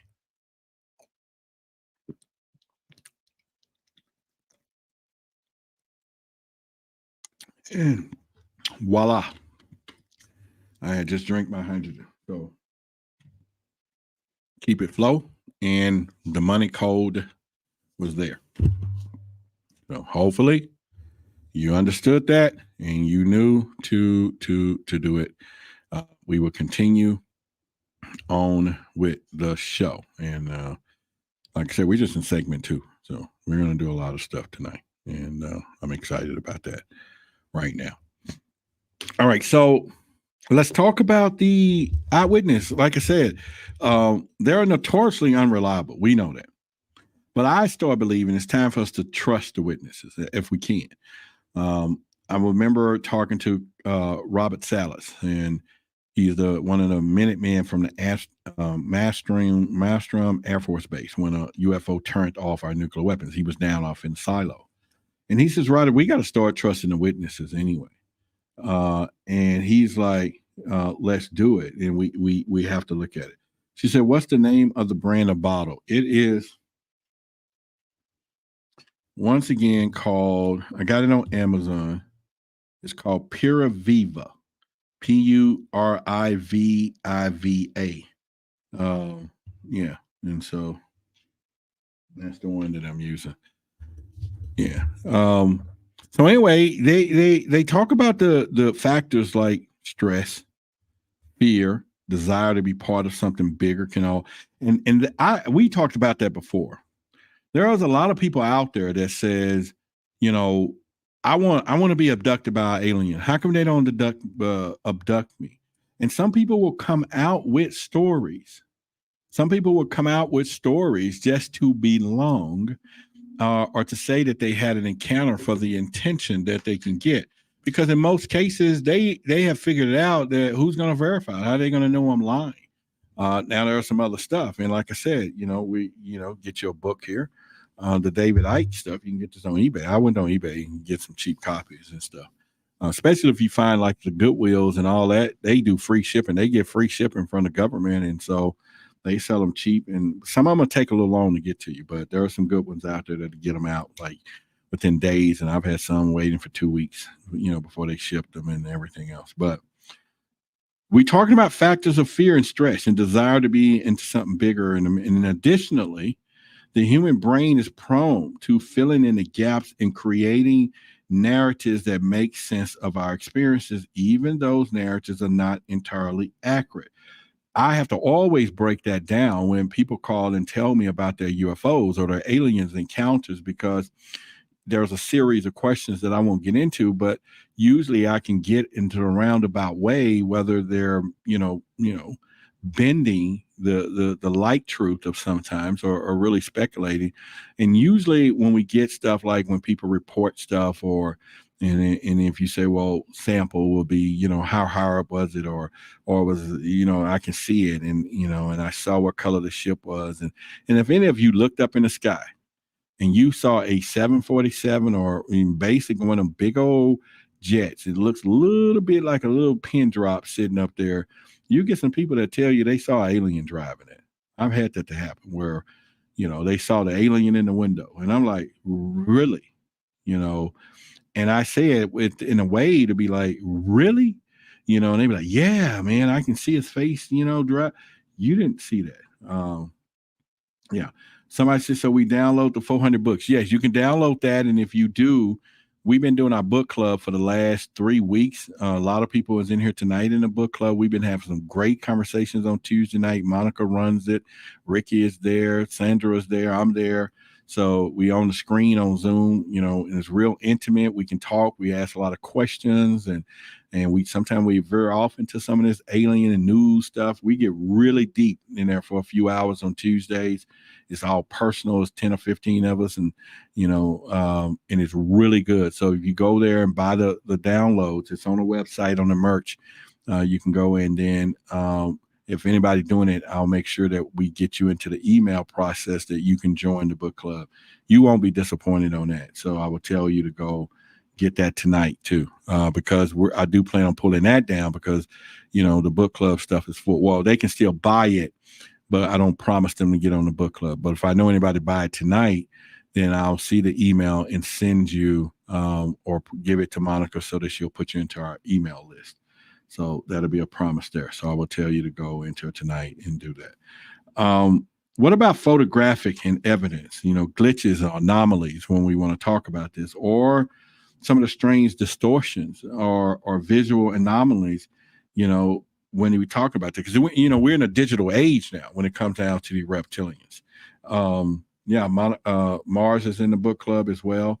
it is we have a book club where if you go and you buy, there's a file that have 400 UFO books in it, and then we all pick a book together and then we go over it for a week or two or whatever into that. So if you go into the merch site, you will see it, and then you will be able to get it, and we can do that. So that'll be something for you to get.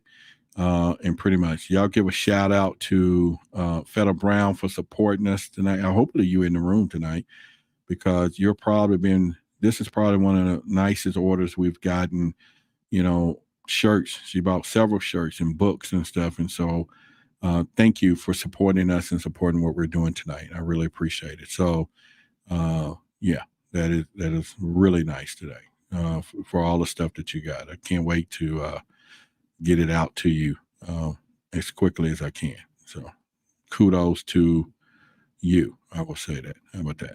Yeah. So other than that, yeah. So it's and that's why I believe in these abundance codes. At least some of you are fulfilling that prophecy that it works. I mean, and it does. And in this reciprocity, of course, when you're doing it. So Rebel Rob Raider, she says there will be a link sent to you. So Monica is in charge of that. She does a phenomenal freaking job. I mean, give her a shout out and how she handles it and everything else. But she'll tell you, we get into some deep conversations, man. We go into some deep, because it's just a few, they ask me and they talk, we talk. It is real personal. And last week I shared them with some intimate details that none of y'all have heard, only the book club members heard, told some insider stories, some inside information that no one else knows about but the good book club people that was there. And that's where I feel comfortable of sharing some inside stuff, because it's just us. We're on that Zoom and off the record, so to speak. So if you want to get in on that, go ahead and get your ebooks tonight. It's a 400 page, it'll say 400 ebooks, and then we'll send that link out. Let's we're going to get into what I call the Mandela effect when it comes down to these reptilians. I think there's something to cover. And could the phenomenal share what they call false memories be an evidence of reptile manipulation? Because see, the Mandela effect phenomenon is where a large number of people share a false memory of a past event or detail. And some conspiracy theorists believe that this phenomenon is evidence of the reptiles manipulating our reality, altering our memories to cover up the existence. Now, could the Mandela effect be a glitch in the matrix, a sign that our reality is not as stable as we believe, or simply a quirk in human memory? Coming like Truman Show, right? The glitch in there and all that stuff. And so, it could be. It really could be. And I think it's something that Northern Power said. I just watched the movie Mandela Effect for the first time. So I'm saying, we have all of those possibilities out there, right? You have all of those hidden truths and possibilities that exist. And so why wouldn't it at some point be part of that phenomena that it could possibly happen? So I think it's something for us to look at, to try to understand and everything else. And especially when you get into digital manipulation.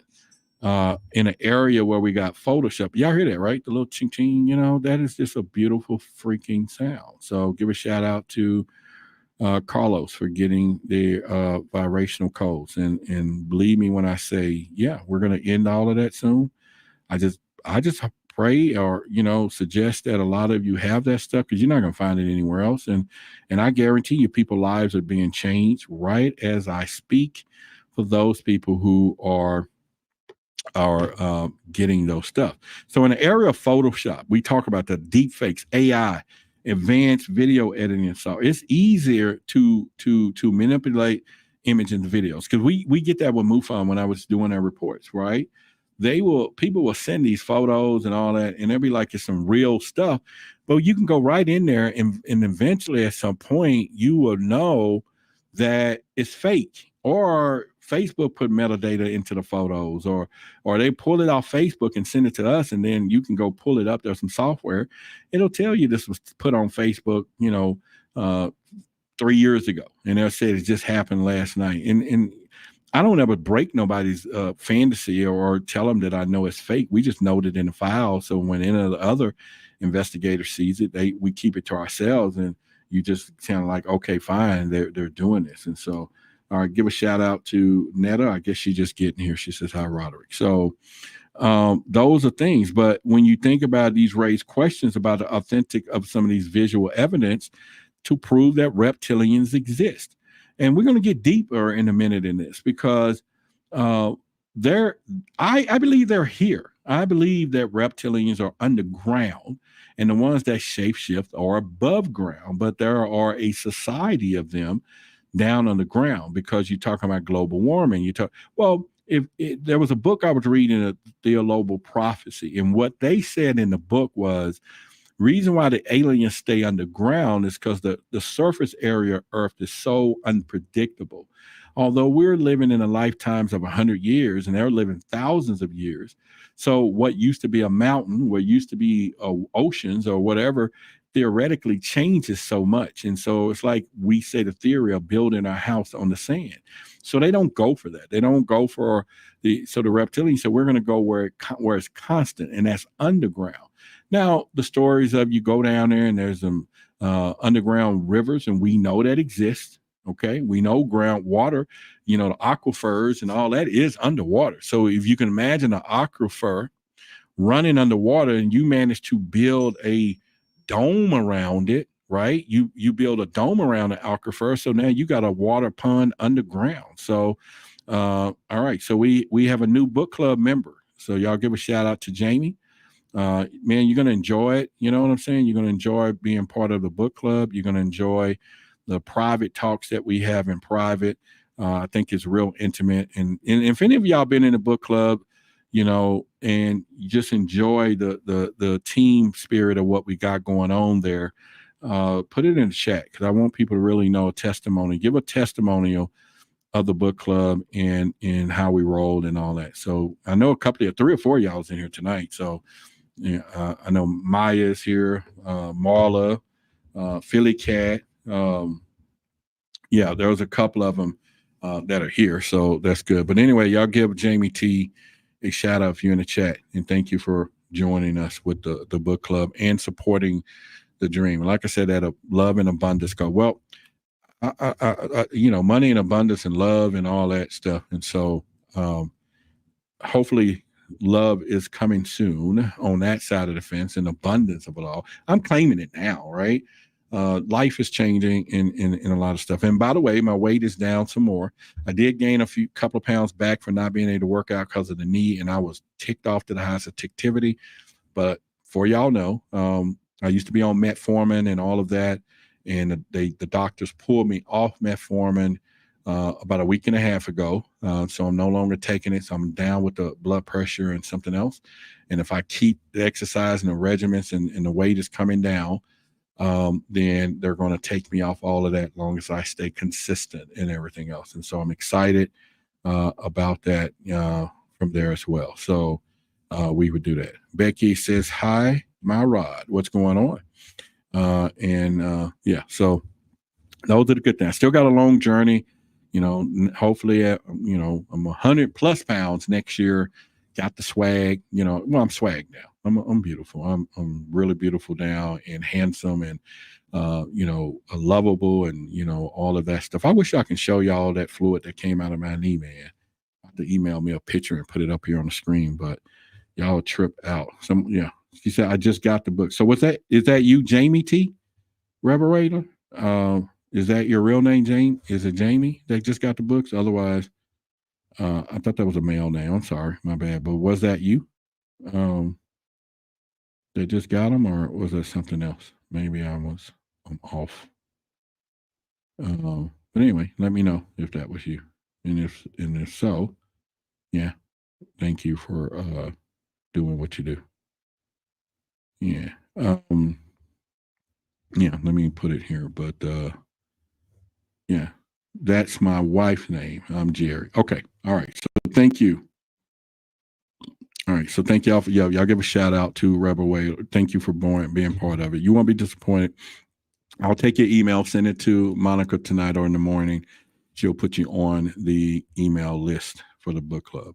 She said, I would join the club soon. We're gonna close. We actually closed the club out. If you can buy the ebooks, but tonight I'm just trying to make sure anybody who's gonna do it tonight, then I'll put you on it. But it used to say that you get an automatic invite. I took that down because we're moving along, but it's a real close-knit family and what we're doing, and we really have a family. So if you want to join, I'm not trying to force you in or anything, but if it's in your budget to go ahead and get it tonight, then anybody I'm seeing now, and maybe I think that, later on when this thing is playing, I'll know that they saw this video. And so I will immediately send it over there. But, there are some people that bought it, 2 weeks ago, and they're not in the book club because we closed it out. But for everybody who's doing it tonight, we will do that. Okay. From there. All right. So it's just me and Ricky is the only guys. I wish we had more fellas in there, but now Rebel Radio is going to be there. Jerry's going to be there with us. So cool. Cause it's just me and Ricky and a bunch of other women. And, and when we try to go hard on a conversation, we got to get a little sensitive and make sure we don't scare them with the truth. And we can't talk, I have to be passive, but if I just got like 2 or 3 more fellas and we can balance some of this stuff out, I'll get some stuff with y'all. Yeah. So you and Roderick were tired of being the only ones. Yeah. We're tired of being the only ones, but that's all right. That's cool. I mean, if I was, it's all good. We'll talk about the scientific perspective of the biological impossibility, the concept of shape-shifting. Let's get into that right now. Describes the conspiracy theories present a significant challenge to the understanding of biology. And while the animals can change colors, we know octopuses do it right there in front of you, you know what I'm saying? And chameleons and all that stuff. So we know it exists. So why wouldn't, if they're doing a vibration, we'll do some stuff like that.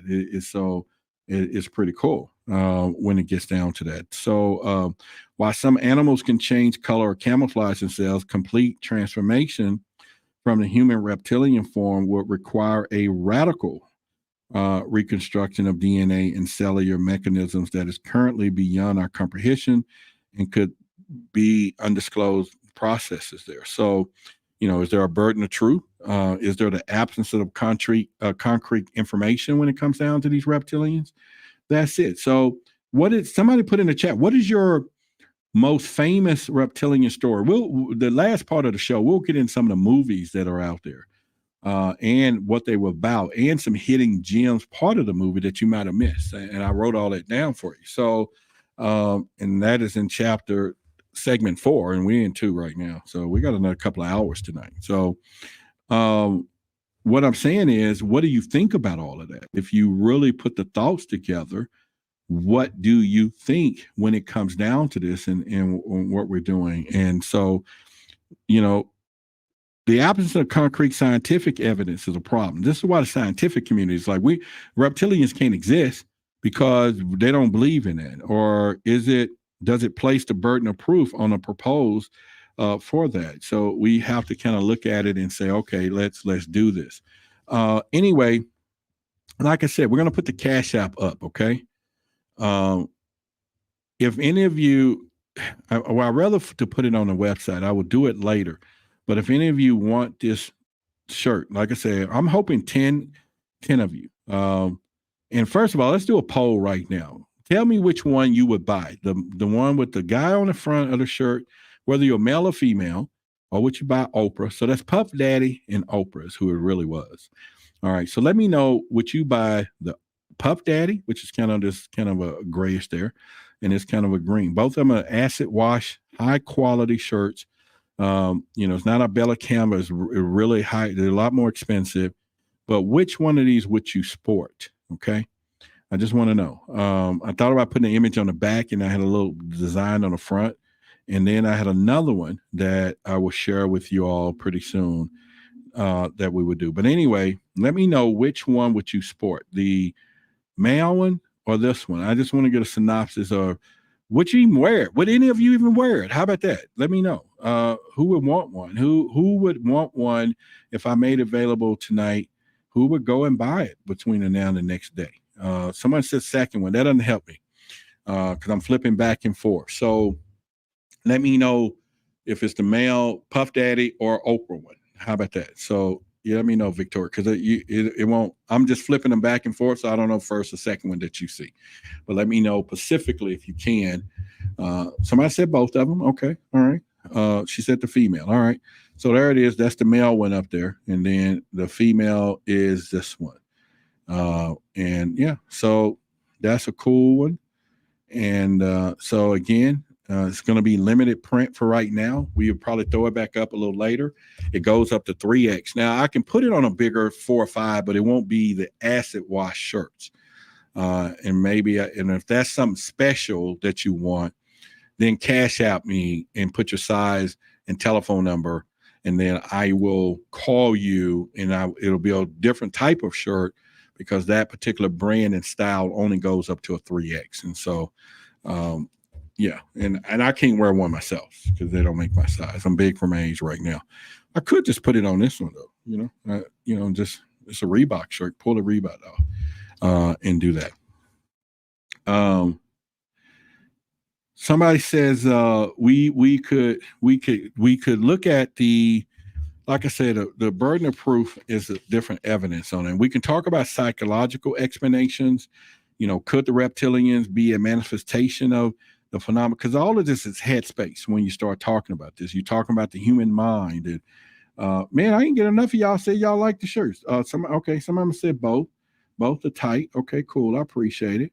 How much of the shirt design? Those so those shirts I'm doing it to raise the capital for the thing. So the shirts are a lot expensive. So they're gonna be like 45. But it's gonna be well worth it. They're really high quality acid wash oversized shirts, really freaking cool. And it's worth it. Like I said, it's a custom design. I had an artist to draw them so that no one else having High Strangeness brand like that is to commemorate our clothing line that went through the U.S. trademark. It is now a trademark. Yes, we are now trademark. High Strangeness is trademark. The show, the YouTube channel is trademark. My own tagline, and you may not believe it, which you're going to see part of the documentary series coming out. Audio books are coming out. So now I can go all in, sign some contracts and deals that the trademark is ours from there. And so I don't have the shirts up, so you can't go order them tonight. I just got to figure out. I should have done that. And maybe some of you would have bought them tonight. But I will put it up briefly on the website. It'll take, just know tomorrow. Just go look for it tomorrow, and I'll leave it up to Monday or Tuesday. And then to see who I'll order them and get yours limited, whatever. And then you will get your name part of the thank you page of our first documentary as well. That'll just be a thank you, but the people who are giving graciously, I got a special place for you all. Like I said, I would call Ricky out. Ricky was a big spender, a big giver, but he hadn't given anything. So y'all call Ricky out tonight. That's my guy, though. He gives me a hard time, so I'm gonna give him one right now. That usually he'll be like, okay. Anyway, it's all good. He'd be like, what the fuck? All right, school. I'll have to beep that out later. So anyway, we're talking about the reptilian as a product. They call the Occam's razor, which is a principle of psychological reasoning, suggests that the simplest explanation is most than likely. In this case of the reptilians, they said a conspiracy theorist's simplest explanation is that the reptilians is a product of everybody's imagination and its folklore and its cultural anxieties. And does this explanation sufficiently account for the evidence presented by the conspiracy theorists? Or is it there are more complex, unsettling truth lurking beneath the surface? And is this a dismissal of the reptilian form of intellectual laziness? Okay. Or everything else. Ricky talked about, he said, I won tickets to the awards and conference. I may meet you there. This is where you sneeze and go, bullshit. I'm allergic to bullshit. He ain't coming. No, come. Now, really, do come, man. We're going to have a great time. We're going to do a meet and greet probably Friday night. Maybe some Saturday in between. No, probably not Saturday in between because we're going to do the cruise. But Friday night, if you're there Friday night, we're going to do a meet and greet in the hotel. So we'll order some pizza like we did last year. I know cosmetology is going to be, David is going to be, he got his tickets. Daryl Bishop Nichols texted me today. He got his tickets. He's staying in the hotel. He's coming in on that Thursday. So there are going to be a lot of people there. And we're going to do a official meet and greet of our community at the hotel. So y'all can come out. We'll kick it a little bit Friday together and talk some stuff, take some pictures, talk to each other. We did it last year. We had a great time. 20 or 30 of us around in a circle, man. And it was just the most beautiful thing. So if you want a ticket and you're going to come, get those flights and hotels. You don't have to stay there at that hotel. You can always Uber and Lyft over and do that. So, but we will try to figure out by next Friday is to get everybody's telephone number in a text chain. And so that way, that's how we did it. We had a group text and we were able to text everybody that we knew was going to be there. And then we were able to all communicate in a group chain to meet and do some stuff. And then we can meet different times throughout that weekend too. And I would love for all of you to be there for the book signing and get an autographed copy of the book and support. And so I can have a line of my constituents there and standing up and, shaking and saying congratulations. And we might do something special there. So yeah, we can do that. Now, Roderick knows I'm real. I told him I was going to get the books. Yeah, you got the books. You did.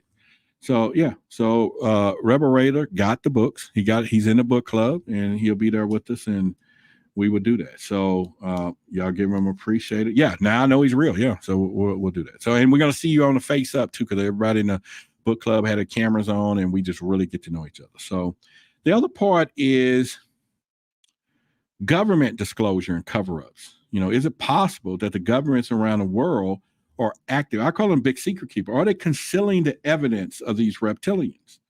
And why would they, right? Are secret agencies or class 9 operations or working together to suppress the information? And could they shatter our understanding of reality? I already said that we know these things are hooked to secret societies.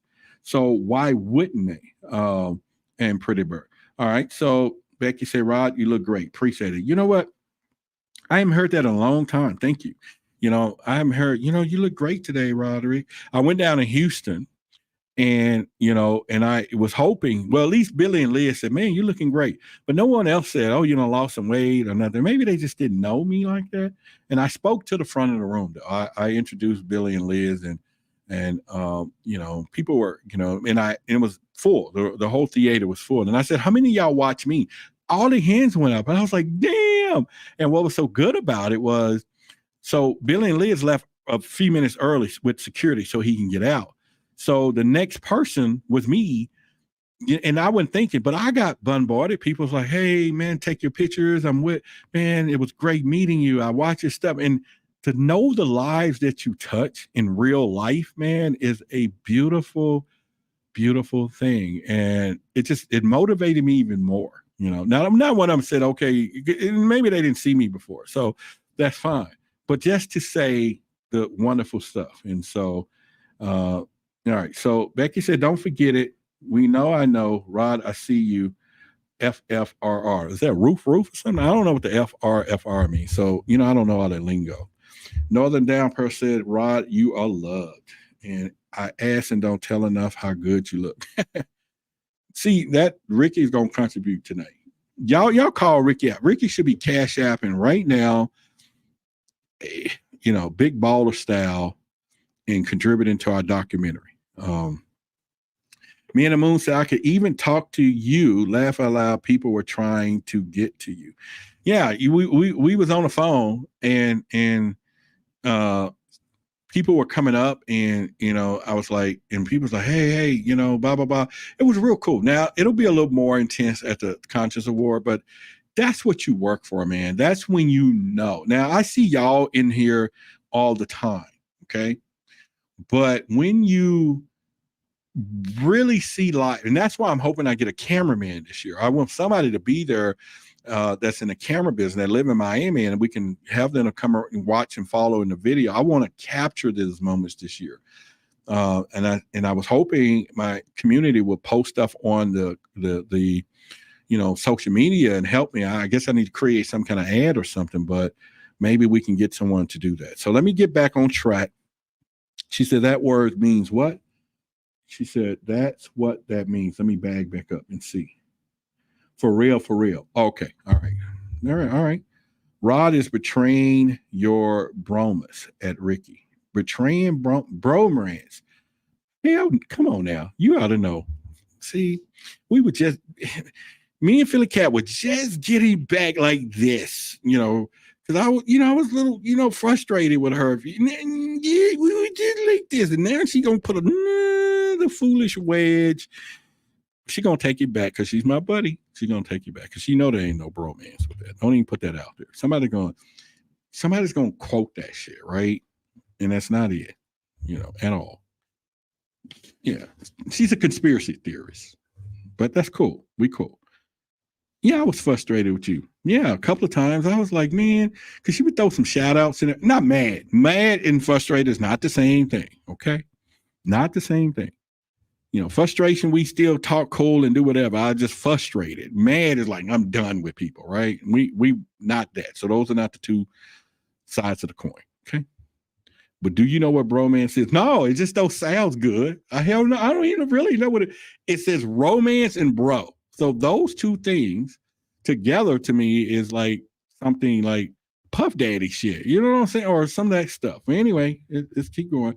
Selena, there are so many books and pages I will be reading for life. Yeah, there's 400, but we pick a book that we go through when you get the list. So for the thing. So is it possible that the secret agencies are hiding? Could the classified documents and top secret contain proof of reptilians and interaction with humans hidden away from public view? Okay. And is there a lack of transparency, abundance of conspiracy theories surrounding government agencies, and a sign that they're hiding something from more cynical imaginations? And so she says, Rebel, I know I have to join the book club soon. That's right. Me and the Moon is not in the book club. So anyway, that's a different invite. So what about the deep state? Could there a network of reptilians controlled individuals operating with our government? So let's get into that part, because that is where most of us think that they hide. She said, don't deny your friendship. She said, I won free tickets and I may get out to Belize in August. Okay.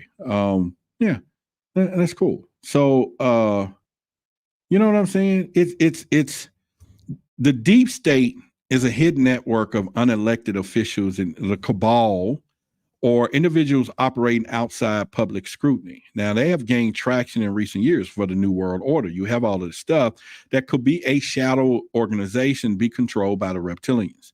Now, pulling the strings behind the scenes and manipulating global events for their own agenda, or decisions made in the halls of power that influence overlords. Now, we're talking politicians and leaders we see on our screens are puppets, and they're only carrying out the will of these reptilian masters.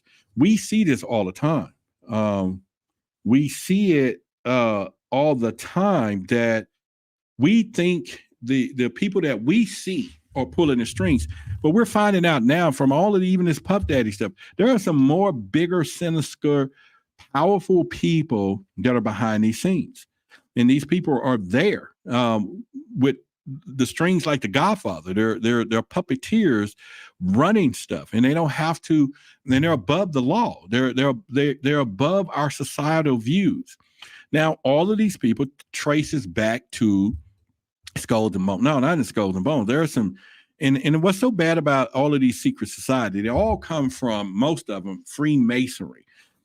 In which they're against each other. It's like they break off in these factions in each secret society, although their brotherhood comes to the same, they all practice the same laws and stuff, but they're not, their agendas are different. And it's easy to say that because just like anything else. There's a disagreement. Somebody go start their own church.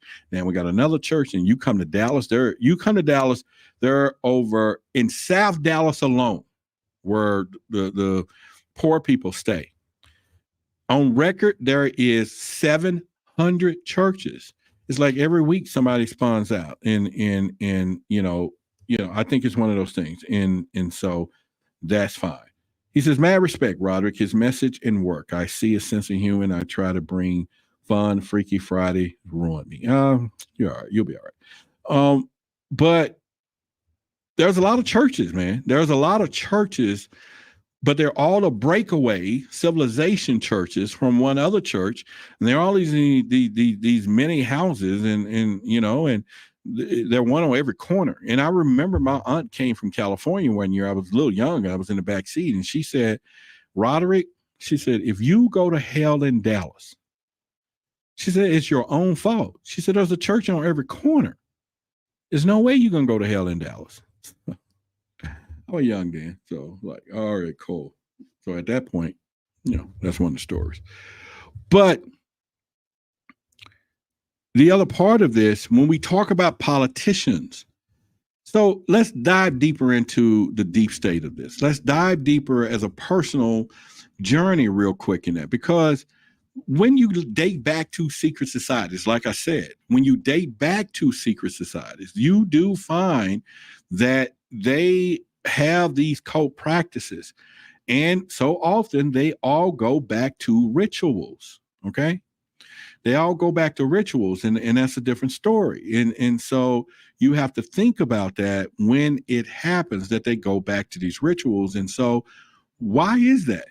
And then these rituals lead back to blood-thirsty, eating people, little people too, right? And they like little people because supposedly it's a little more tender and whatever, but they doing this. And everybody's going through these rituals. So why wouldn't we believe that is happening? I did a report. We have over 500,000 people that's reported missing. Not the ones that goes unreported. We're talking young people come up missing every freaking year. They disappear off the face of the planet. So you multiply that by, and it goes up 600,000, but they keep it right under the radar. So where do they go? So let's do a 10-year clock. 6, 7, 8 million people coming up missing. That's like Dallas that's everybody in Dallas almost somewhere, right? Or one of these big towns, and they're somewhere residing, living, multiplying, being eaten or whatever, and they're there. And we can't find them. We don't even know where to go. So if you're going to do that, you take them underground. You take them underground or something. Or some people say off the planet or whatever. But that is some of the stuff, man, that you have to think about. And say that these people are pretty much. So by the way, my beard has grown back. I know y'all know that I was complaining how it got cut down, and I let it grow back. So it's growing. That is something there. But yeah, I mean, they're eating people. They and supposedly our government have some type of we have some type of agreement that we will allow them to kidnap and do things to people. That is one of the things that they said that we said that they can do. We will let them kidnap and do those things. And so why wouldn't that be an issue once we think about it? So I don't know. I think it's as crazy as it comes. I think it's something that you would have to think about. But why wouldn't we look into it? Yeah, because ain't nobody's going to do it. They're not going to look into the scenario and say what happened to these people or what's going on. And when we know we got all of these kids that are missing every year they're coming up missing consistently, by the way, and it's something that we could do. So I don't know. Maybe I don't have any answers for that, But I do say that it's something a little leery about it, that we need to think about that once it goes down. David Gaines is in the house, Cosmostrology. He's going to be at the Conscious Award. So we're going to do a meet and greet Friday. He's going to be at the same hotel.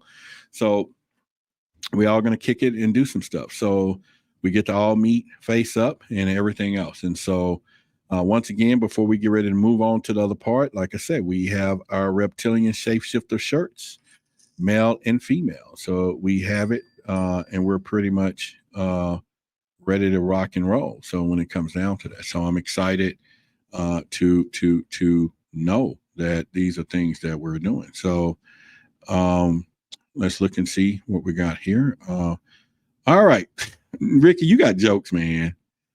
But thank you for the contribution. But he got jokes, y'all. He really got some jokes. Boy. He got some jokes. But thank you for the contribution. Y'all give him contribution. He actually is the top provider tonight. He's given the top contribution to cash out to what we're doing tonight. So y'all give him a shout out to that. But the amount and the number, okay, I get you. Boy, he's funny. But of course he's just chilling or chilling. But it's all good. It's all good. But the other part of that is to I'm trying to see if I can put a picture in here for y'all if I can load up another picture, and then we can kind of see what we got going on here.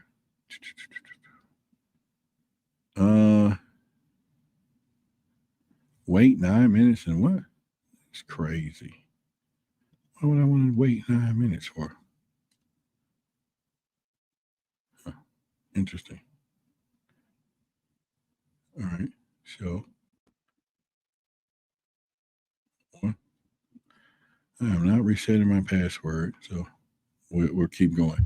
All right, so the other part is, how did you know? Yeah, he did. He did give 69, Rebel Ray. You must be like, yeah, that was the number. I'm like, you got jokes, but yeah, there what it was right there. He gave $69, and so I think I get the humor in that or something, if there's humor in it, but I get the supposedly underlying shit in there. But what about whistleblowers and the power of denial when it comes down to it's like the government's consistently denied the existence of extraterrestrials and dismissing the theory as a baseless conspiracy.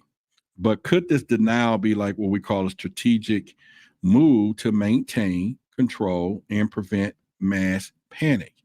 So once again, we talk about all of that, but we talk about the fact that these people have a plan. They definitely have a plan, and they have a way of doing what they do to the way they do it. So it's like, okay, what do you do when it comes down to this? And so I think that's something that we would have to totally look at and understand that it's not something to play with.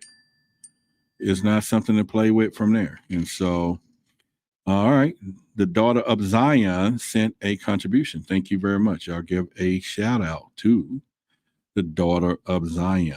So thank you very much. And so you all are really blessing some stuff tonight. We still got a heap of a mile to cover, but you all are really doing freaking awesome. And it just really let me know to keep doing the great things that I'm doing. And so you guys are really doing good tonight. Just want you to know. In spite of all that, in spite of anything, you all are doing good. All right. So yeah. So anyway, let's keep going with the show. Let's get into some discussions here. Why are so many eyewitnesses of the reptilian creatures and shapeshifters or individuals? And are these stories fabrication, or could they be glimpsed into the reality? And we know these stories are simply the product of over active imaginations fueled by cultural fascinations with reptilian architects? Or are they hoax and pranks and to get attention? What do y'all think about that? Or could it be that these witnesses have stumbled up on the hidden truth? Maybe they got it. Maybe they got a glimpse into the reality of what most of us are blind to. Because remember I said, your eyes are useless when your mind is blind. If you don't think reptilians and all that exists, you're not going to grasp it anyway when you see them. You're not going to do it. And those are one of the things that you have to look at it. But the whole point is that true? Or could these witnesses have, like I said, could it be that the sheer volume of these accounts spanning different cultures and times and periods suggest a pattern that can't be early dismissed? Because, see, when I think about it now, and as we're talking about it, the reptilians seem to be the one controlling Earth and everything else, but we don't hear the Greys doing it.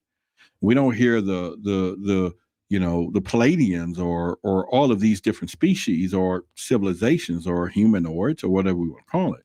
They don't have the malevolent storyline that the reptilians have, which are draconians or some type of overlords or everything else.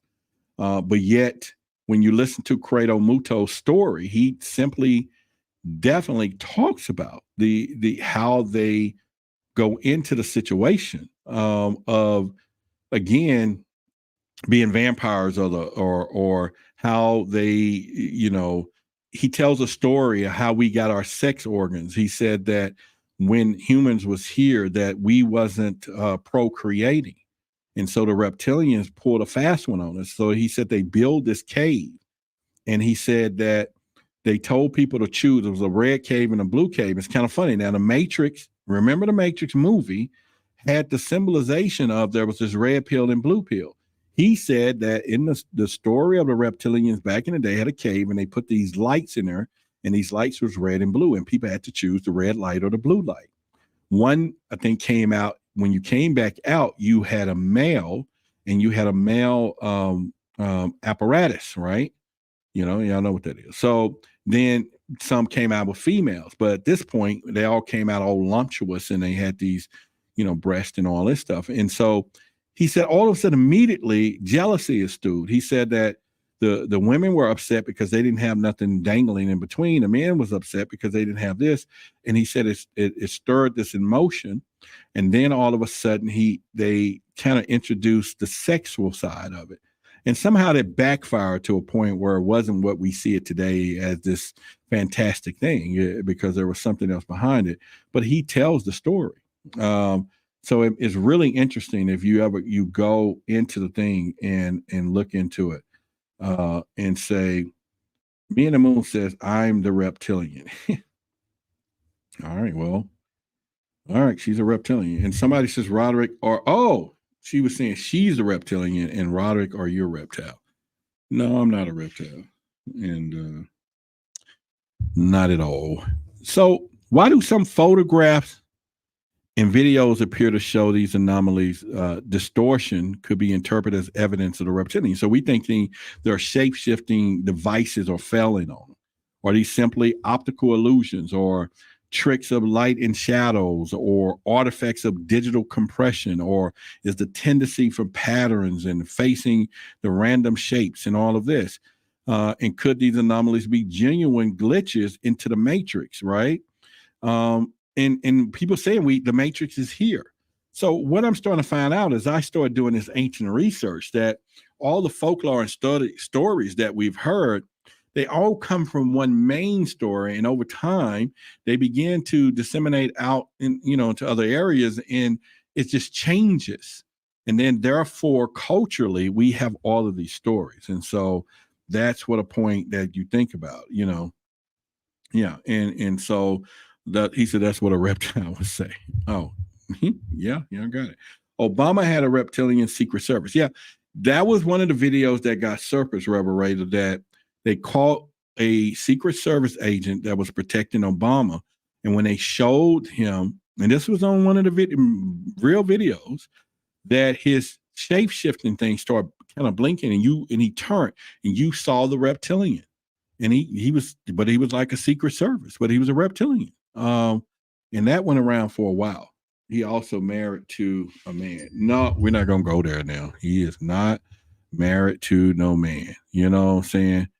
He's not married to no man, and that is not it. Pretty much from that. Yeah, so we're not going to do that. But I'm saying it's you said don't be smacking him with your tail, Selena. Huh? Oh, y'all have some intimate, no, not intimate. Y'all have some interesting conversations tonight. Okay, cool.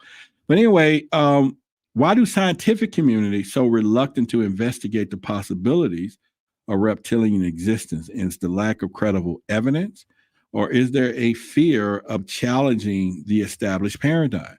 So simply the lack of evidence, a case of extraordinary claims requiring extraordinary proof, right? Carl Sagan says that.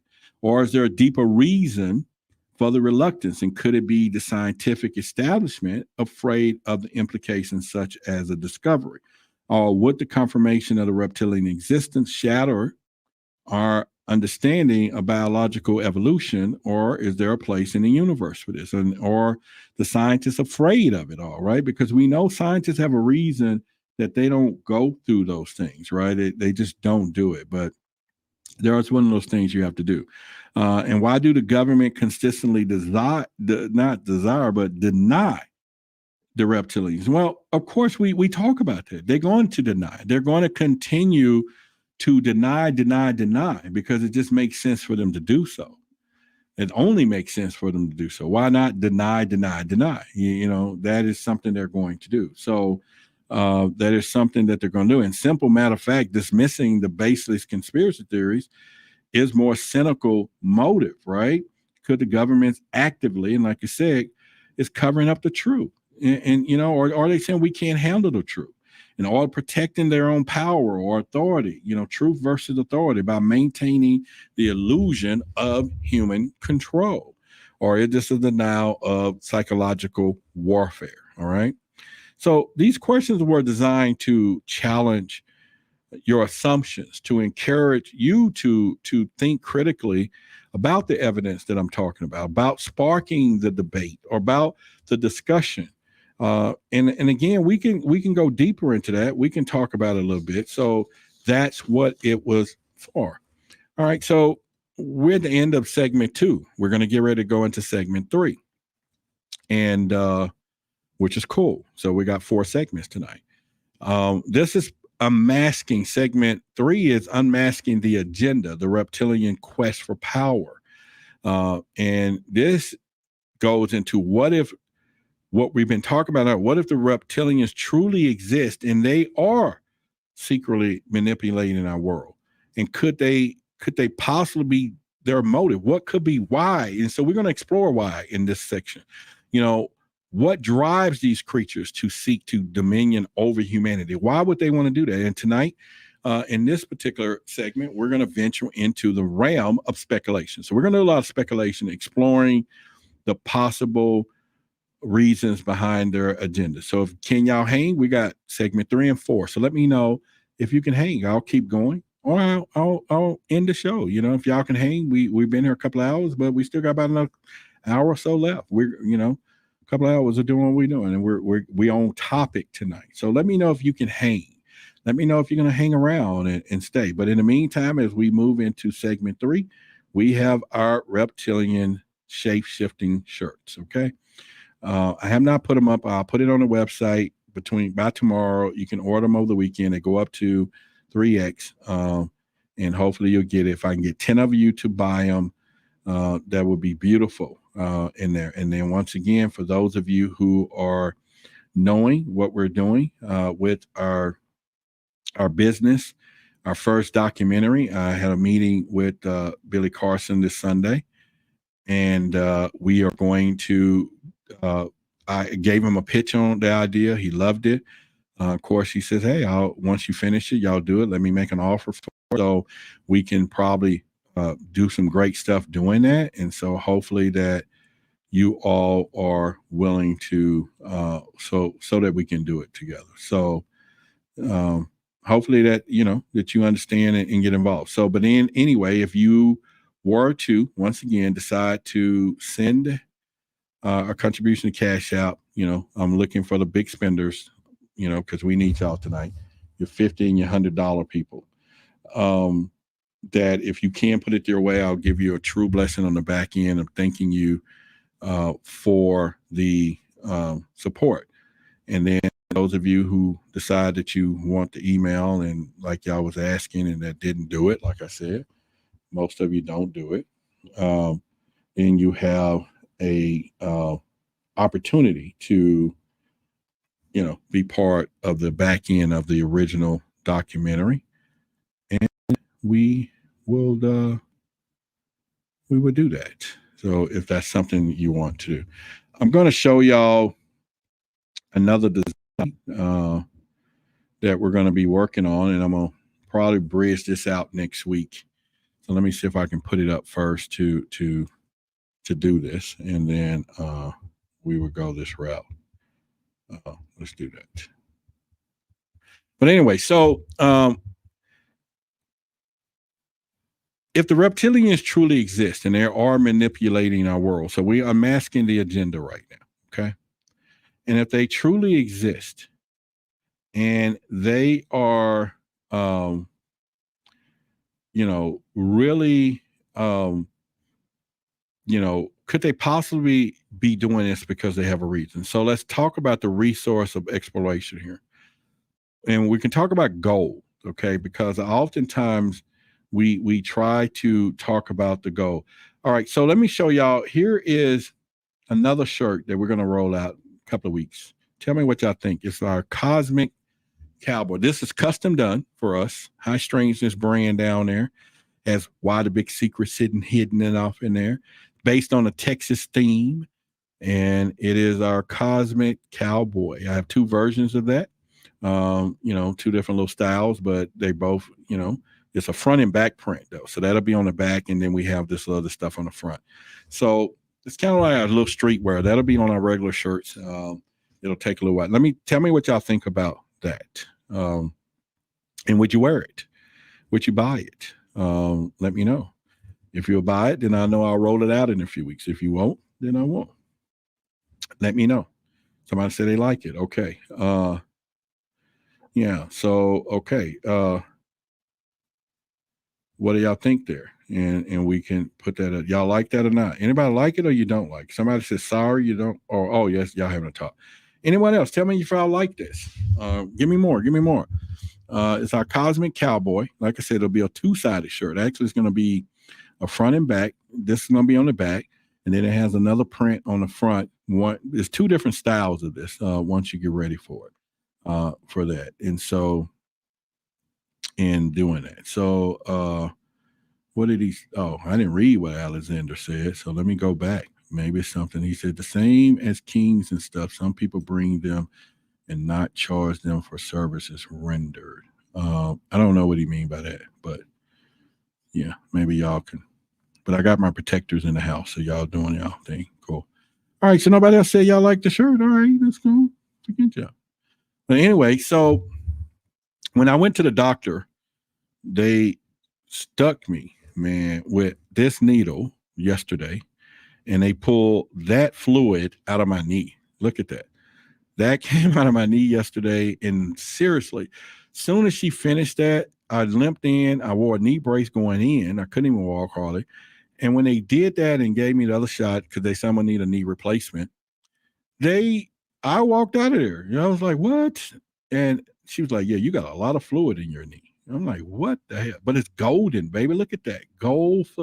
Man, I told you I better love some Roderick, man. I better love some Roderick. So, yeah, that stuff hurt, man. Oh, my God. It hurt. Yeah, I feel better now, man. I feel real better. So, no pain.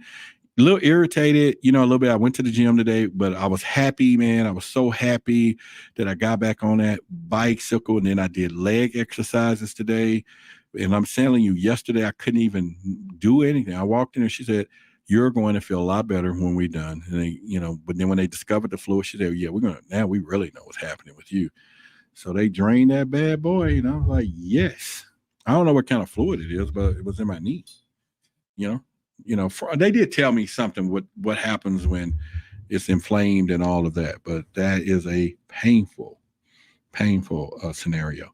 So are the reptilians drawn to Earth for the metals, like the Anunnaki was, particularly gold, which they may need for their advanced technology? Because you got to remember, Quato Muthro talked about when aliens and stuff or those ships was visiting Africa way back then, they all were, these ships were made of gold. And that went all the way back to ancient civilization, that these ships were gold, that's one of the things. So Elliot says, have anyone actually met Rod?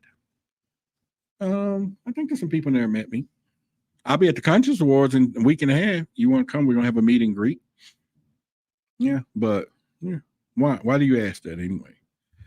Why do you ask if anybody met me? So, but throughout history, gold has been a symbol of wealth, power, and divinity. But could this allure extend beyond human desires? Some theorists believe that the reptilians have a biological and technical need for gold, and that gold is the essential component in their advanced technology, powering their interstellar travel and energy systems. And so are they drawn to Earth for the gold and deposits and seeking to exploit this precious resource for their own gain? Because you got to remember, the Anunnaki had us specifically mining gold, and now they tie in, or David Icke does for sure, but they tie in the Anunnaki to humans. I mean, to reptilians. So could that be? He said the meet and greet. Well, this is going to be, if you're going to the Consciousness Awards, where we're going to meet. I'm in Dallas, Texas. We do have a lot of people here that we're going to start doing some meetup. Or you could, well, you seeing me now, but if you join our book club, you'll be able to, we do a Zoom. It's an intimate group where we just talk about some stuff and have a good stuff. But if you're going to the Conscious Award, then we're going to have a meet and greet there, and I'm going to have official book signing on my new release. And so we can do that. But you got to remember, the whole plan was gold. Gold was in all of the stuff, the chariots, so this theory of gold existed like crazy.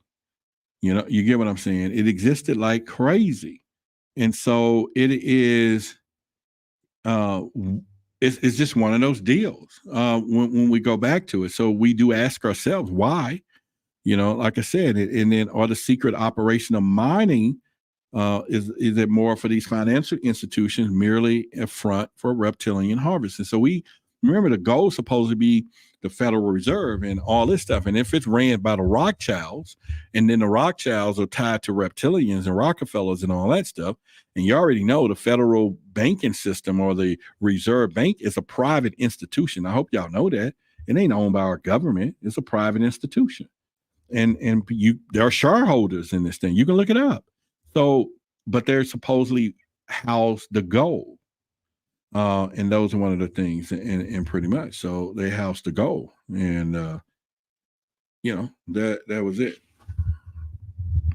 But so y'all good. So what about genetic material? Could they be harvesting human DNA for hybrid experience to enhance their own species? Well, we know that happened in V.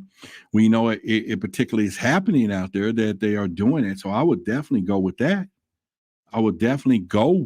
So let me put our Cash App back on the screen at the top up here. If you find it any value, you can do it. Remember, the book of sacred secrets is about to go. Okay.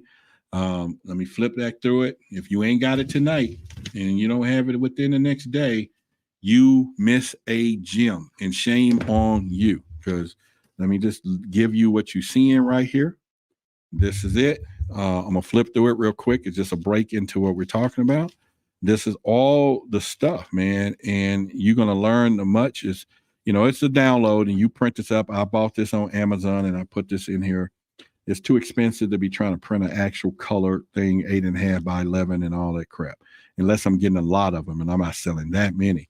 But for those of you who have bought it and support the mission of the documentary, you're blessed. You get that hidden truths and everything else. You are set. A year from now, your life should be just totally different in abundance of information, truth seeking, everything else. You will become a teacher. You will be the person in all your conversation around your family and friends. None of them can match you when it comes down to this conspiracy of life. None of them going to understand the wavelengths of what's really happening, and you use that and learn. None of them going to understand incarnation and ascension and celestial and the 7 celestial energies. None of them going to do that. Astrology, cosmostrology, you know, as you know, we're going to call it that today since we have that in our chat. The synchronization and in the fractal universe, as below, so below, as above, so below. You know, nobody has that. And I'm telling you, if you don't have it and this goes away, you're going to beg me when everybody else is growing at a time when they start pulling out these stops, and you're going to be like, Roddy, bring that back. And I can't do it. I got to hold truth to what I'm saying. And so go to the website. There you go, and get you yours tonight. There it is right there. The link is there. She says she don't see Cash App. If you're trying to buy the book that I just put up, there's a link right there. Go to the book. If you're going to help out and donate Cash App, let me put it on the screen. I appreciate it. It's right there at the top and the bottom. And like I said, I'm looking for our big contributors, you know, that really love what we're doing tonight. But whatever you can give is fine too. But it'll go off here in a minute, and I'll give you a shout out if you do. And you know, if you're seeing one of those things. But y'all should be going to that website. And if you hadn't got it, I don't know why y'all think you don't need it. And I'm telling you, this world is not what you think. She said, I just wanted the Cash App. Oh, she wasn't going to say anything yet. Okay, that's cool. Okay, it's there. You got it. So it's humans are a diverse species with tapestry of genetic information. Let me take that off the screen right now. The Cash App stuff then. And could the reptilians be harvesting our DNA? We know that they are for nefarious purposes. Because when you start looking at some of the movies and they want to walk among us, but see, why would they want to change the DNA if they can just shapeshift? And it doesn't make sense. But David Icke talks about that all of these people have some type of sinister, not sinister, but their bloodline. All of these royal bloodlines, presidents and bankers, all of them have reptilian DNA. So, and they tried, and reason why they breed with each other is because just like any DNA is watered down. And reason why they try, to stay intact is that they're trying to increase their reptilian DNA. So I don't get it. I mean, you know, why they just can't go underground and get a real one, a full blood reptilian, and say, okay, have sex with me. But they try to reproduce and create a royal bloodline. And it goes all the way back to the stories like the Da Vinci Code had. So that is something I can't answer. I don't know. And maybe some of y'all know, but we can look at it and say that's one of the things that we can do. So I just, you just wonder about that, right? So also, you know, are they seeking to enhance their own species? And are numerous reports of alien abductions, unexplained medical procedures linked to the agenda, and is humans' race is merely a genetic resource to be exploited by their overlords. Because if they're already here, we're not getting them abducting people and taking them off planet. They have to be having some type of structures and biocontainment stuff here on Earth that they're taking these humans. But for what I'm hearing is that they don't need to do that. They have cattle. They have human cattle. They're breeding them, and humans are making babies. So I'm sure if you're in captivity, you're still going to have whoop-de-doo, right? And would you, which some of y'all be comfortable if you know you're a reptilian captive and they say you need to go over there and have sex and produce me a baby human so I can, you know, chow down on this, or I'm going to eat you. I bet some of y'all will be a baby making factory. You know what I'm saying? Some of me will be some breeders, you know, that's what we will be. You know, if they tell me they're going to threaten to eat me, or I need to impregnate, you know, because a man can impregnate 100 women. You know, a woman ain't going to have that many babies, you know, but a man can do this thing. So why wouldn't we do it? All right. Sherry Davis. Oh, so we do now have our highest contribution tonight. And like I said, I have this written down, and thank you. Carl just ordered his book too as well. So beautiful people. But our highest contribution on Cash App goes to Sharice Davis. So y'all give her a shout. Everybody give her a shout out in the chat. And like I said, I manifested this earlier, y'all. I put it on the vibrational codes. Y'all are hearing this thing go out because we have an audience and we're doing some stuff. But I'm saying this as a promise to all of you. I will be able to make a big announcements in the months to come, and it's not about you giving anymore. We have arrived, and so I'm at that last leg of saying okay, but also putting together this documentary and stuff. And so I'm going to make sure that we do this and reach out to some of you people. I'll put your names and stuff up on the credits when we do it. She said, it's Sharice. I'm sorry, RN Diva. I did say Sharice the second time. I corrected myself. Y'all give her a shout out. Give RN Diva a huge shout out. Okay.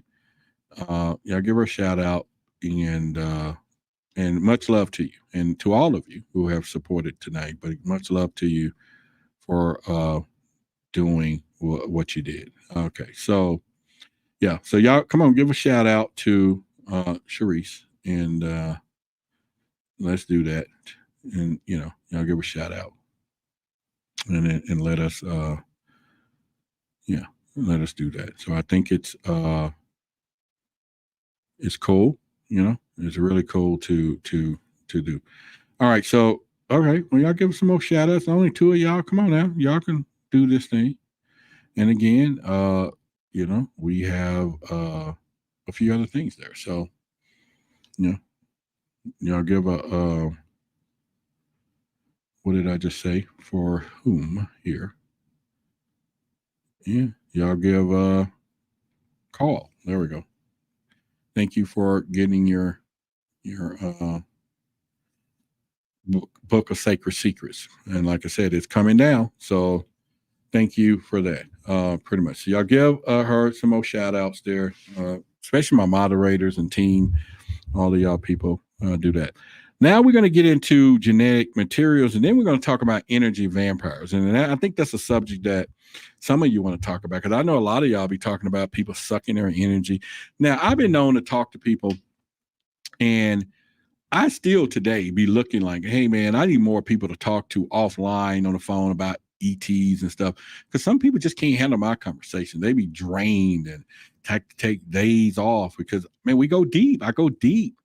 You know what I'm saying? But it's a multitude of things, though. But we're talking energy vampires, so we will get to that next. But the genetic material says that, with the tapestry of our genetic, they are harvesting humans. And I said that, and they're conducting twisted experiments on hybrid creatures and combining their human traits.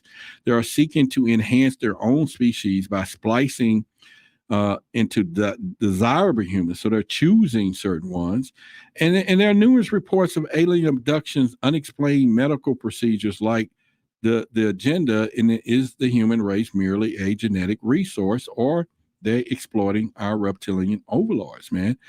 So when we think about that, like I said, why would they want to do that? Why would they want to? Now, when you think about the stories, like I said, now, Cueto Mutro and David Icke had a conversation.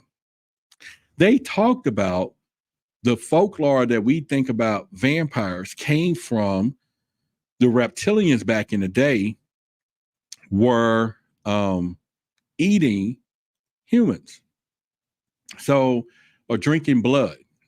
And so this myth came up of vampires, but really it was the reptilians, and it just evolved into that. So do reptilians feed off negative human emotions like fear and anger and manipulating global events to maintain that steady supply?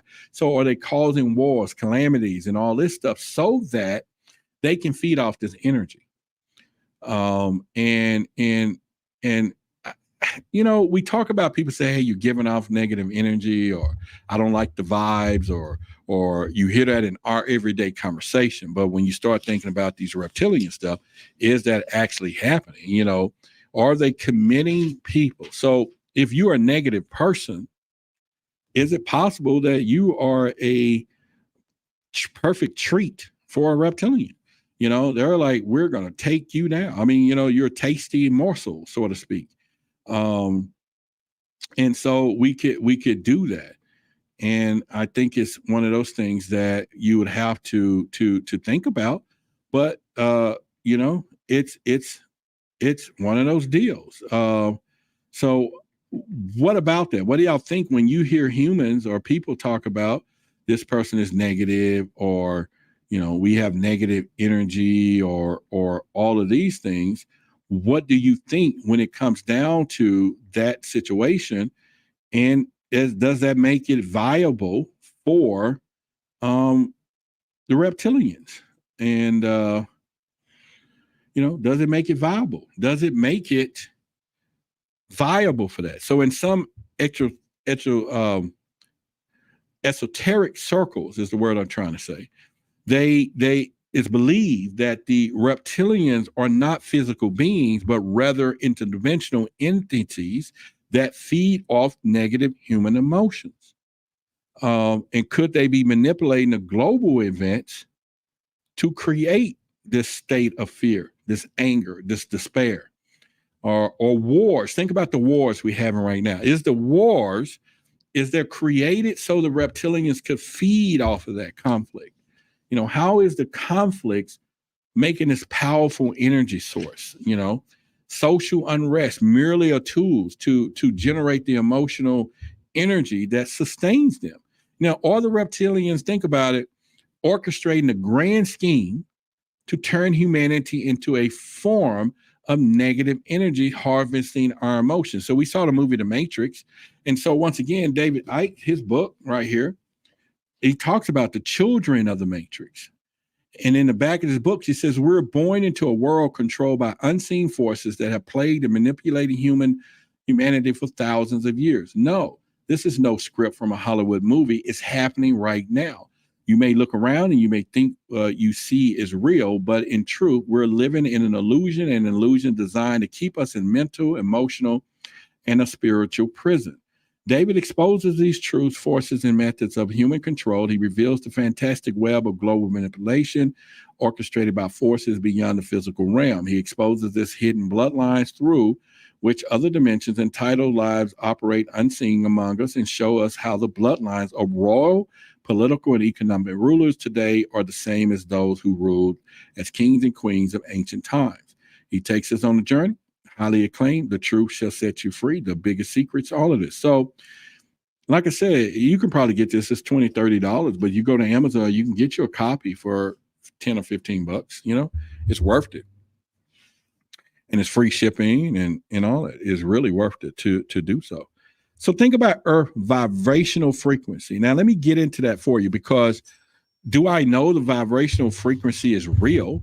Yeah, I know it's real, because we're talking about the energy codes now when it does that. And so y'all give Maisha a shout out for getting her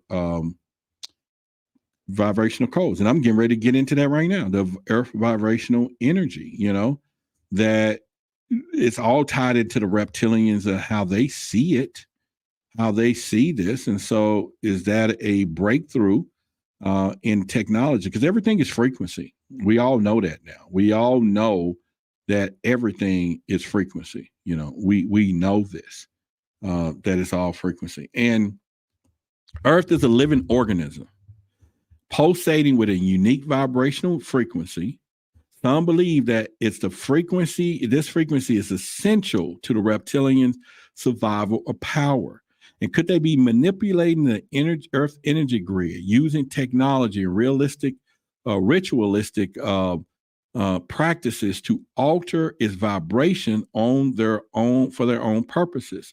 And then are they suppressing our natural frequencies of the planet, keeping humanity in a state of lower consciousness and limiting our potential? Are they doing that? And that is the Earth energy a resource that the reptilians are using ruthlessly, exploiting, and potentially leading a catastrophic consequences for the planet and its inhabitants? So we can't deny that. we can't deny that there's frequencies. Everything is a frequency. Our vibrations, you know, the government, they're talking about an energy, communications. I mean, we're talking over a frequency now. Radio, phones uses a frequency where it comes out of your phone, goes up somewhere, and then somebody can hear you on the other side driving around the road, and they're all listening through a frequency. You get what I'm saying? On some level, of course. And then if you change it, somebody else can hear it at different levels and different frequencies. Devices can hear and stuff can't. So what are we talking about, right? So we have to think about that, you know, we look into that. What about the hierarchical, you know, the heretical society, if I'm pronouncing that right. But anyway, reptilians naturally are a dominant species, and they're hand-wired to rule over others. And could the society be structured as a rigid hierarchy, which is an alpha leader and a chain of command that extends down to the lowest rank? And do they have humans as inferior beings destined to serve the reptilian overlords? And is this controlled by a logical imperative or instinctive drive that has shaped the evolution of the interaction? And so that is something for you to think about. You know, is there a overlord? Is there a grand ruler that's still in existence today, in which Quatar Mutor says that reptilian that's over everything is still here today? So they live for thousands and thousands of years. So I don't know why they want to interact with some human blood that's already designed by DNA to conquer out over 120 years or tops, but it's one of those deals. So we can talk about the illusion of freedom. Do they manipulate our society to create the illusion of democracy and freedom while they're maintaining the hidden hierarchy of control? So we talk about Bilderberg groups. We talk about all these different hidden societies that are typically running things. You know, political systems, economic structures, and society. And we're not just talking about the United States. We're talking multinational corporations here. We're talking about multinational corporations that are hidden agendas of reptilian species, and that they're behind it, and they're able to control it all. So you're talking about elections that we participate in. Let's get into that right now. And the leaders that we elect and the freedoms that we cherish simply on a grand scheme. So we think we already know who's going to win, but for some reason they already have it planned out on a higher authority of things. Maybe, you know, the chess moves are totally different. So we have to think about that. Is our perception of choice, and is it merely illusion? Do we really have choice? Now, I will say this to you. What I have learned is, I was in one of David Icke's books, and we was talking, and it's about love, and he talked about the loveness of money loss, and how it is designed by the elites, the cults, to know that there's something about you not having enough money creates a limited of choices and freedoms. And it makes sense, because when you don't have enough money, it does eliminate your choices in life and freedom. And I tell people all the time. So I've already told you, and I started there when we was talking about Operation Thrive, that it was all about now that the money is the new wealth for sure. And people like your health is the wealth. Yeah, that's the byproduct. But money is your new shield, because they're already predicting that in 2025, or, you know, not 2025, 25 years ago, there will be, and I think Selena and I was talking about that, if I remember us having a conversation. If so, let me know and refresh my memory. But they were supposed to say there won't be no more middle class, that it's just going to be poor and wealth. And we're talking just 25 years from now, you know? And so that's why I tell people, you know, start building your empire to have a decision. And Billy talked about this Sunday down at the Anunnaki premiere, and he says that he is his own president, he's his own thing, and he was saying that I vote for me, and you know, they have their own money, so they can evade all of this crap that we're in. They can evade that. You know what I'm saying? And it's crazy that they could do it. All right. So that is something that you think about. So the illusion of freedom, and everything else. And so they manipulate our society. And so what about divide and conquer? Do they instigate the conflict and division among humans to prevent us from uniting? We already know when you talk about the Tower of Babel back in the day, and that they picked, because humans was getting smart, they figure we can break up communications. And if we break up where they can't communicate, then we can separate them. And that's one of the forms today, because you got people speaking this language, and we can't communicate. And it's the same form in a household and everything else. If they're not communicating, that's not happening. So it's one of those deals. So you want to know if the reptilian strategy to maintain control in a rooted age of tactical divide and conquer. Do they do that? Do they instigate this conflict that we was talking about earlier? Division among the humans, pitting us against one another, based upon race, religion, nationality, ideology, other worlds and political turmoil of social unrest witness merely the result of their machines and designed to prevent us from uniting and challenging authority.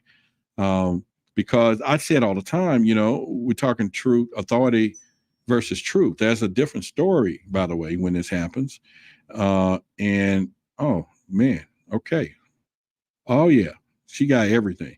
Y'all give, so we now have our largest contribution today in the orders today. And y'all give a shout out to that individual. She just, let me make sure I can pull up, let me backtrack here. And let me backtrack so that we go back into the order of things here. And let me find it. Yeah, so we have our largest order on. Well, no, actually it's tied. But y'all give Nicole. So Nicole, if you in here tonight, let's give you a shout out. Say something there so we can give you a shout out to do so. And I want to thank you for your orders. Thank you very much.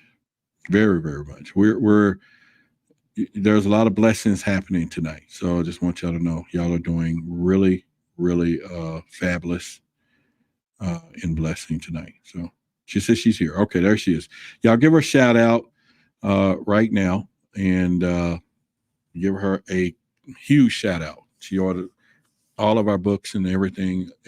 So y'all give her a shout out, period. A warm thank you. We're going to give her energy shout out. Remember that Shazam stuff? Yeah, we would do that. We'll give it. So let's get into the New World Order.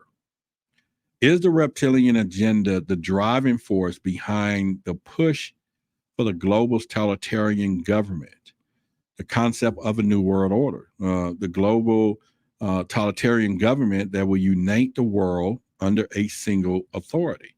Have they been recruiting a theme in conspiracy theories for decades? Could the reptilian agenda be driving force to push the global control, and are they orchestrating events to erode national sovereignty and dismantle the traditions and institution of centralized power in the hands of select few? And are they using the global economic manipulations and the social engineering? So, Nicole, we're going to put you in a book club. You want to be in a good book club with us, right? So we're sending you out the email. Join the book club. We meet on Tuesday nights, I think at 7.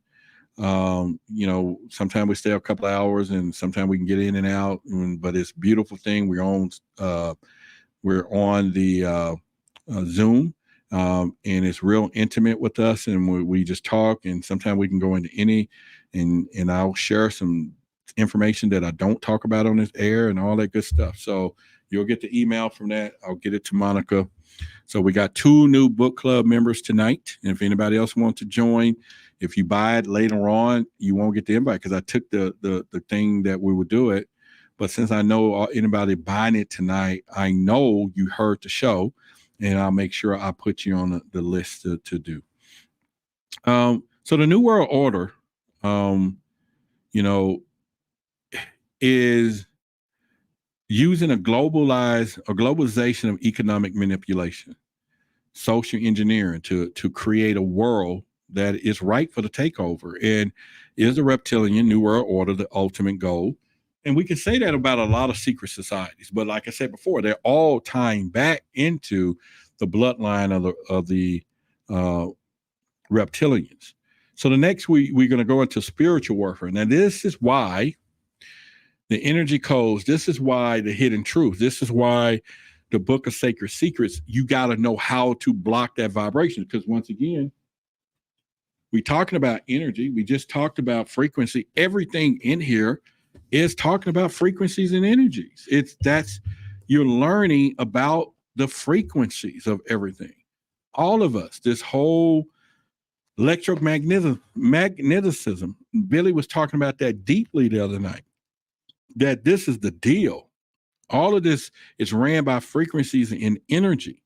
And if you don't know how to understand it and notice how to use it and how to put it into your powers, you just won't know it. And you think you may know, you think you're going, but this has the stuff in it. Billy was just talking about this is the whole look at these companies and everybody's using this energy. And it does go into the female stuff, male and female. We don't have to go that deep, but all of this stuff is connected at some point. So, like I said, you see it out there on the screen, it's going to be gone. And that's it. But you're going to be in this space for years to come. So the spiritual warfare, some believe that the reptilians are actively, so you can go to the website, y'all can put in the chat, whythebigsecret.com/merch. It's an instant download.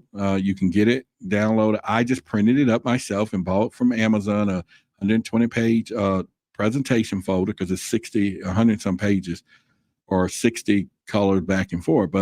And I print them up, I put it in there, and I thumb through it and use it. But anyway, spiritual warfare, some believe that the reptilians are suppressing our spiritual potential, preventing us from evolving and realizing our true power. And if they're doing that, I'm exposing the all of that side, so you can get the power back and use it. See, I said that the other day when we was talking about some of this, the video last Friday, we got into the 7 universal principles that, the lower people are teaching this little manifestation, but they're using the higher power of this against us because they understand the power of the universal principle. They understand it. They know this stuff. And so they hide it so that you don't grow within it, because we all have the power. We all have the power once we harness the knowledge to block all of that. That's what David Icke talks about. He tries to tell you, get the knowledge so you can block those frequencies. You can block all the stuff that's happening and tune that stuff out, and so that they don't do it. So once again, you want to do it. So due to fear, innate connection to higher dimensions and potential threat we pose to their dominion. Are they intentionally limiting our access to the knowledge and wisdom? So I said that earlier. I said that I've had people tell stories that they tapped in and then they went into a realm where the reptilians was there and told them to get out of here. So now you got to think about that. Now we're going to talk about the battle of our souls. See, I'm going through all this tonight. I'm coming at you tonight. So is Earth spiritual battleground with the reptilians seeking control of our souls to prevent us from ascending to higher dimensions? Once again, the ascension is in here, the techniques to ascend. See, I'm not making this stuff up. So why do we have to learn to ascend? Why do we have to learn the power of ascension if we now finding out that they are taking this from us? Right here, ascension in the physical plane, the ethereal plane, and the eternal plane, as below, the wisdom and wisdom lead into the goal. It all leads back into goal. And our thoughts are bondage, but I'm not the body, not the thoughts. You must fall in love and conquer desire and refrain from sexual activity, probably, right? And mass transmute your fears to begin. These are the emerald tablets of thought. Billy wrote a whole bestseller about the emerald tablets. That's why he talks about that too. But you can get right to the point right here and learn this stuff. Yeah. But I'm saying the reptilians are using as a countermeasure these things against us. So it's Earth, the spiritual battleground, a cosmic arena where the reptilians seek to claim our souls and prevent us from ascending to a higher state of being. And are they waging a war on our consciousness and attempting to keep us trapped in a cycle of reincarnation and karmic death? So we keep coming back into this crap. We keep coming back. So they trying to figure that out. How do we do this, right? So they're waging a war on our consciousness and attempting to keep us trapped in the cycle.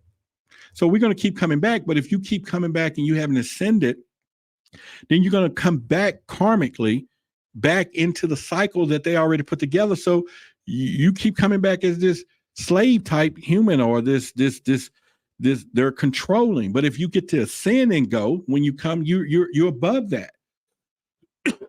Think about it.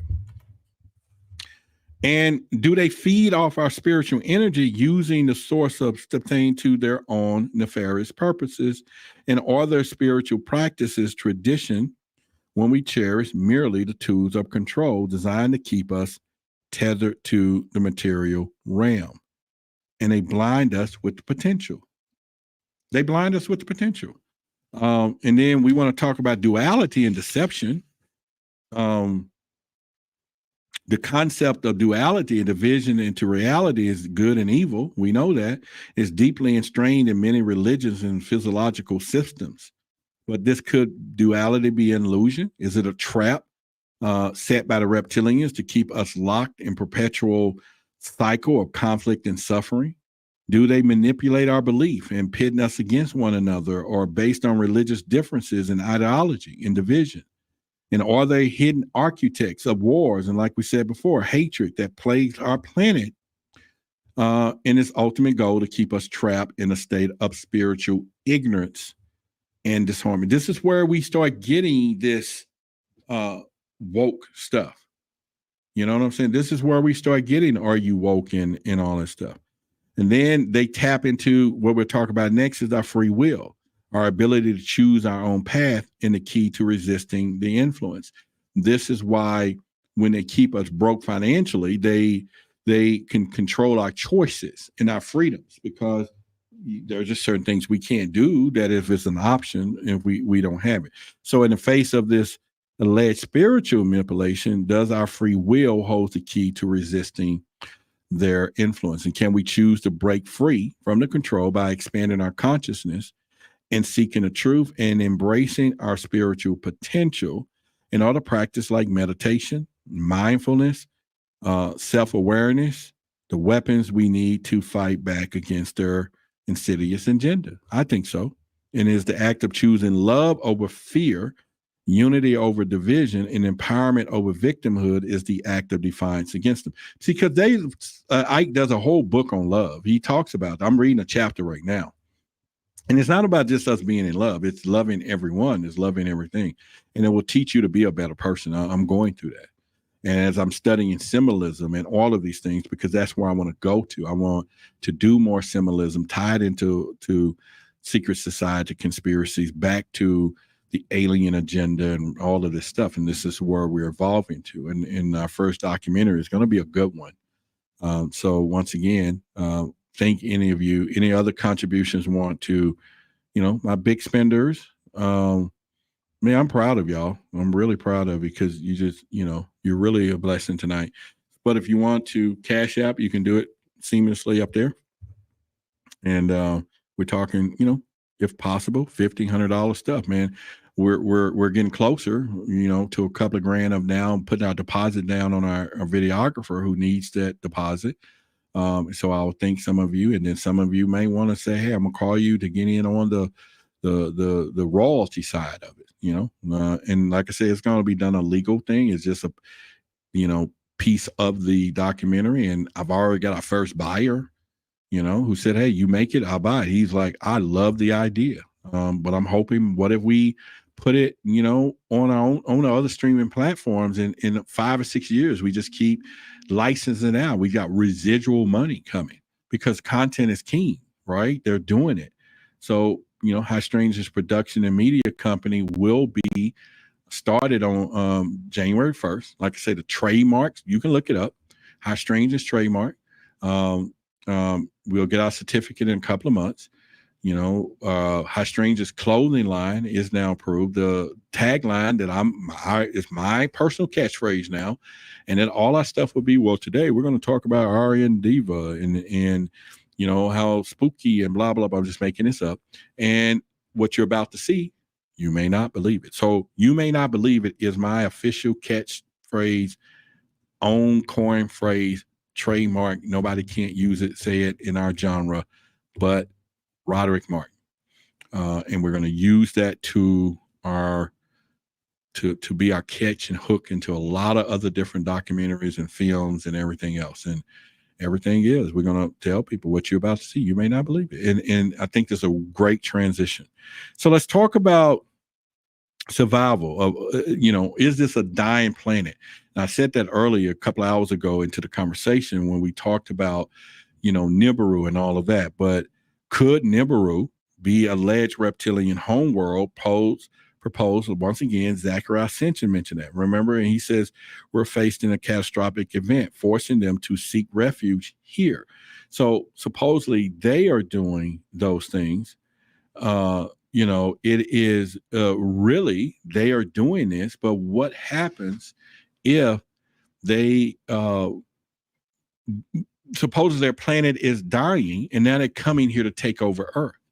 What if that's truly happening? And if their planet is dying, is the resources depleted and the environment is becoming inhabitable, or they're desperate to find a new home? Now, you would think they would just travel here, but they could have a hierarchy system just like we have. There's poor ones and the rich ones, and the rich ones they're here, and then the poor ones don't have spacecraft. But when the whole planet get here, they all just jump over here some kind of way. And could their arrival to Earth be a desperate attempt to escape extinction and ensure the survival of the species? Now, we know that they like being underground. They like the temperature. So is that a conspiracy behind our global warming? There was a movie, I forget what it was called, where they were in Mexico and they was increasing our temperature on the planet like little tidbits of degrees, but to get it up to the degrees they need, it was going to take hundreds of years, but they kept releasing this greenhouse. And the only reason they got busted because they were shape-shifting, and somehow they ran out of copies of whatever the body skin that they want to use, and so all of them was using the same one. And when this guy made it to the base, all these people was walking around looking at he was like, what? And that's when he realized that the person they were looking like wasn't a real person. Oh, it's a real good thing. I forget the name of it. But genetic adaptation, could they be interbreeding with humans to adapt their species? And so that answers what I was talking about earlier when I said, why would they do that? Well, Earth has its own environment. Earth has its own Mother Nature. So in order for their species to walk on the top of the Earth, they may need to interbreed with humans to get our DNA structure so that they can. So if they originate from a different planet, with a vastly different environment, could they be struggling to adapt to our conditions? And are they interbreeding with humans to create the hybrid offsprings that are better suited to life on a planet? And are they manipulating our genetic code, incorporating the desirable human traits into their own DNA to enhance their adaptability or resistance? That is something that we would have to really think about. So, let's put it that way, and we can do that. All right. So, we got the fourth sheet. We got a long way to go. I just want to know, can y'all hang? Segment 4 is about to start, and it's really good. We're going to talk about the movies and stuff, but so the question would be, why reptilians, we still in the segment 3, advanced race, be interested in relative primitive planet like Earth?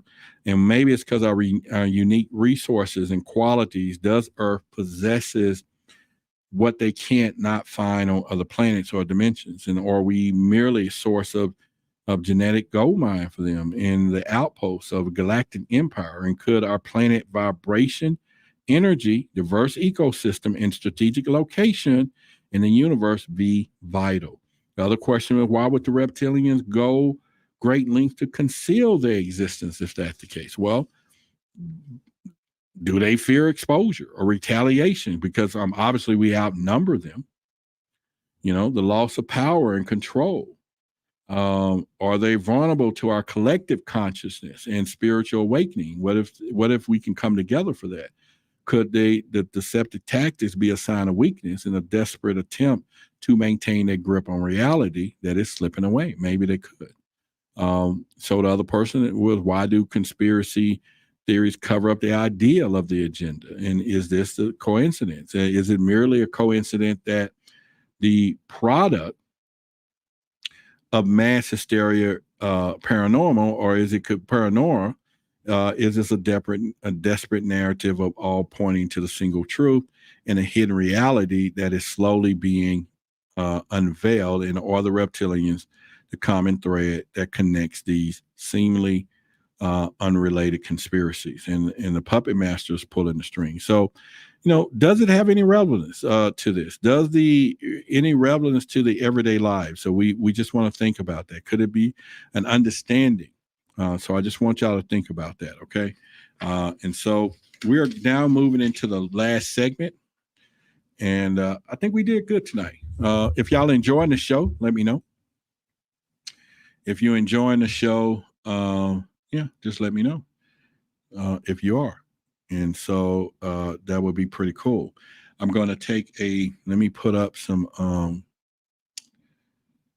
I think we can get a little music here. And I'm going to take a real quick restroom break. It ain't going to take but a few seconds here. And let me put up a picture here. Y'all can do that. Yeah. All right. So there's the picture of the ebooks, the 400 ebooks. You can go to the merch and get into this and get into the book club with us if you want. You can do that. In the meantime, I'm going to, I want y'all to stand by, and I'm going to take a quick restroom break. So don't go anywhere. Or is there any note that you want to just kind of hem out about the energy of our room? Yeah, I mean, okay with that, everybody? Sure. Love that. Go ahead.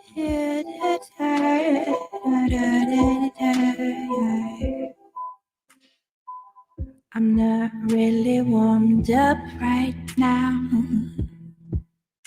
but I guess I could share a little bit.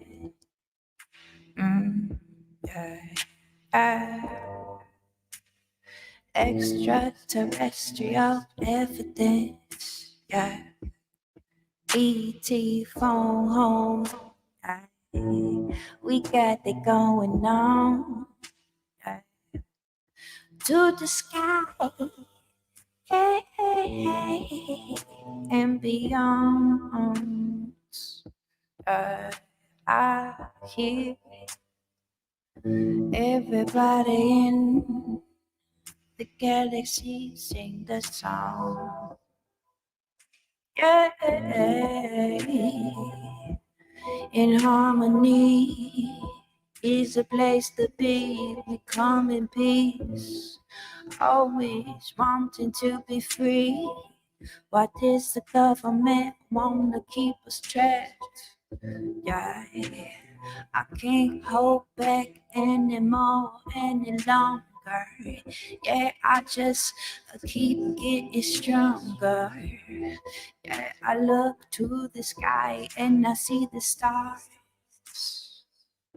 and I know they are me. All right, now I made it back.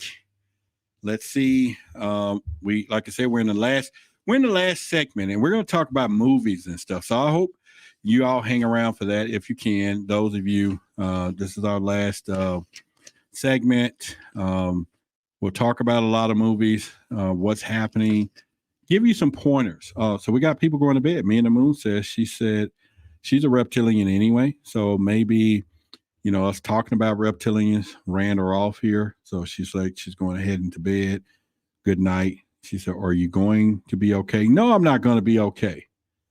No, you're supposed to have my back, my neck and my back. You know what I'm saying? And I only have another 30 minutes of conversation now. You know what I'm saying? I only have another 30 minutes, maybe a little more. And I'll rush through it. All right, that's fine. You know, there's some stump people. There are people that'll chip in and have my back. She said, laughing, I already know everything because I'm a reptilian. I'm talking about, see, that's why, see, when you get people that know everything, and she's serious too, man. She might got scaly skin and shit. You know, I'm gonna never know. We're gonna find out though. So the reptilian reflection, from ancient myths to modern conspiracies. And reptilians have slid their way into our collective consciousness, but their influence doesn't, supposedly, their influence doesn't stop there. So tonight, in this part, we're going to explore the architect that's infiltrated our pop culture, living his mark on our movies, television, literature. So it's right in plain sight. We're going to go over this stuff in plain sight, right? And she said, can I pet your tail, Selena, without being bitten? Oh, man, y'all do it. Pet that tail, baby. Well, if she got a tail, meaning she doesn't have an ASS, right? Can't have a tail and an ASS at the same time because you wouldn't see the ASS, but the tail. I don't know. That y'all can discuss this. So make sure you find out that there's an ASS on with a tail, because if there's no ASS, there's, you know, you're not. Yeah. So pet the tail, pull the tail on it if you want to. Maybe a tail of a donkey, and then you pull and think you was a reptilian, or it was a reptilian. Thank you, Beginning Journey. She said, hey, Roderick, she's here with me. Cool. So we're going to get into the first movie. Let's talk about the Silver. Remember the V back in 1983? It was a miniseries. Did the alien invasion story feature reptilian antagonists disguised as human plant seeds to reptilian conspiracy in our public thing? So let me give you an overview of the movie. So V was an advanced race known as visitors, and they arrived to Earth. So if you haven't seen it, go back and check it out, promising us peace and technological advancement. And so it's like they threaded this needle at us, right? And put it out there. And, you know, it's like, okay, he talking about the A55 is under the tail. Yeah. Under that tail is a pile of sugar, honey, iced tea, right? Because that's where it is hidden, is under the tail. I don't know. I'm getting out of there. I'm just kidding. But the whole point is, however, their benevolent facade, you know, soon crumbled, revealing they had a sinister truth. They were reptilian beings disguised as humans, intent on stealing Earth resources, because they came and they looked like humans, right? We thought it was another human race, but it was a victory or visitor. Okay, it was victory. But so they were disguised as and all of a sudden there became a resistant movement rising to fight back against the alien invasion. But there was a hidden message in V. So let me kind of go in it. It was a work of fiction, we know that, but many viewers interpreted it as a real world concern back in the day. They really was. And they were talking about how they saw the parallels between the visitors or victory. But see, it was called victory for us, but it was visitors for them. So it had both names. But they call it V because it was our victory, but V was them for being visitors. Now I remember now. So that's what it was, it was visitors.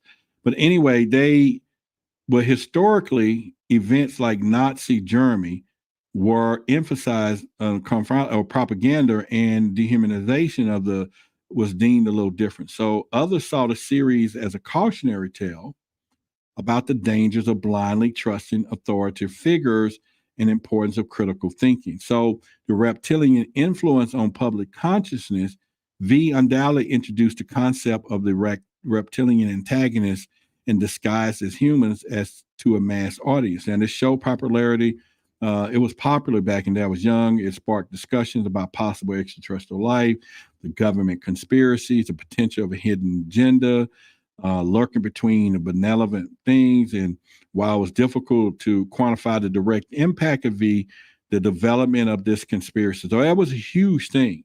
Now there was a key scene that it was iconic in this particular TV series. One of it was in V was a moment when the visitor's true reptilian form was revealed. Now this was a shocking revelation, and actually cemented the image of reptilian as a sinister, deceptive beings in the minds of many viewers. So we built right there when that scene popped up, when they showed that there was actually reptilians, everybody's like, oh, we hate them, because remember they came to Earth. And it was also raised question about the nature of the identity, the power of their appearances, and the potential for hidden agendas lurking beneath the surface. And the scene, along with the show's overall themes, may have inadvertently fueled the conspiracy we're thinking. So, but when they do Hollywood movies, do they make this stuff up? It's like they get insider information. They're not making this stuff up. So did V merely capitalize on the existing fears and anxieties about the unknown? Or did it contribute to the creation of reptilian conspiracy theory? Could the show popularity? So there's things that you want to do. There was another show, I'm gonna get to the next one here. I only have a few left, but it was called They Lived, and that was in 1988. Remember, that was like a cult classic with the hidden reptilian overlords controlling society through subliminal message. And then they offer a glimpse into our own reality. So we have that now. So They Live was unnamed after drifters, remember, discovered a pair of sunglasses that reveal the hidden truth about the world. And through these lenses, he sees the society is controlled by a skull-faced alien disguised as humans, using subliminal messages to manipulate control. And these aliens, who bear striking resemblance to reptilians, reveal the true power behind corporations, government, and media exploiting these. She said, if you never saw the original, y'all need to check that. V was originally a miniseries. Yeah, you can probably still find like a collection of the tapes and stuff on eBay, like the DVDs or something. But there was hidden messages in Then They Live. There was a bit of satire when it came down to the conformity, the concentration of wealth and power. The film's subliminal message hidden in plain sight encourage obedience, complacency, mindless consumption, the reflection of broader concern about manipulation of mass media, and potential of agenda. So they had this stuff, man. And so the reptilian influence on public consciousness, while They Live didn't mention reptilians, but the skull-faced aliens share the characteristics of reptilian architects. So their ability to disguise themselves as humans, the greed of power, resource, and manipulation of society through subliminal messages, and resonate with the reptilians. And there was a key moment in there. So I'm giving you these key moments. There was a scene where the protagonist first puts on the sunglasses. He sees the world as truly is a powerful moment of revelation. The stark black and white visuals coupled with the chilling realization that reality is not what it seems. David Icke talks about that, right?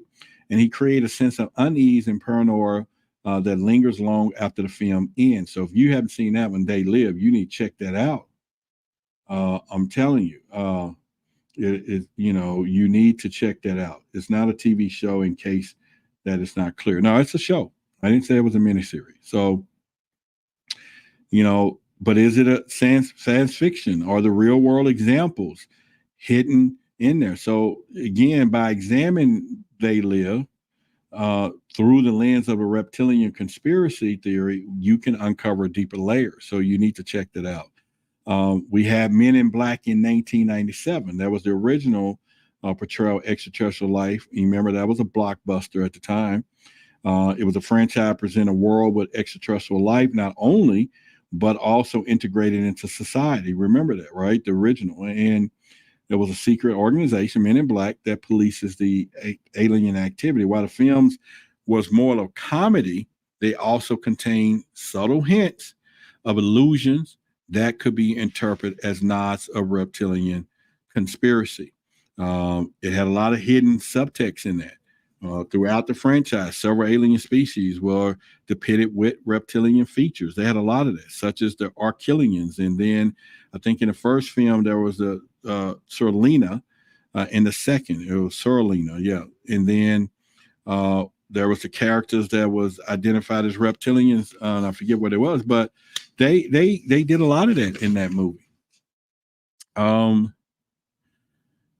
That franchise was huge, and it really contributed to a lot of stuff. And I think the key moment was the worm guys. If you remember, there was a scene when the film featured two worm-like aliens who casually discussed their plans for global domination while they disguised as humans. And the scene could be interpreted as a nod for the conspiracy, right? And then have reptilians, but there was worm guys, but suggesting power beings, hidden agendas could operate in the mist in plain sight.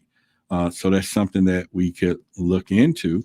But there was some symbolic stuff in there. There was cold-blooded predators in there. There was reptilians. There was snakes. And there was a lot of alien stuff in that particular film. It had ancient fears of symbolism. This thing was huge when it came out. There was another influence on TV called Doctor Who. Who remembers Doctor Who? Which was a race of intelligent reptiles featuring in a long-running.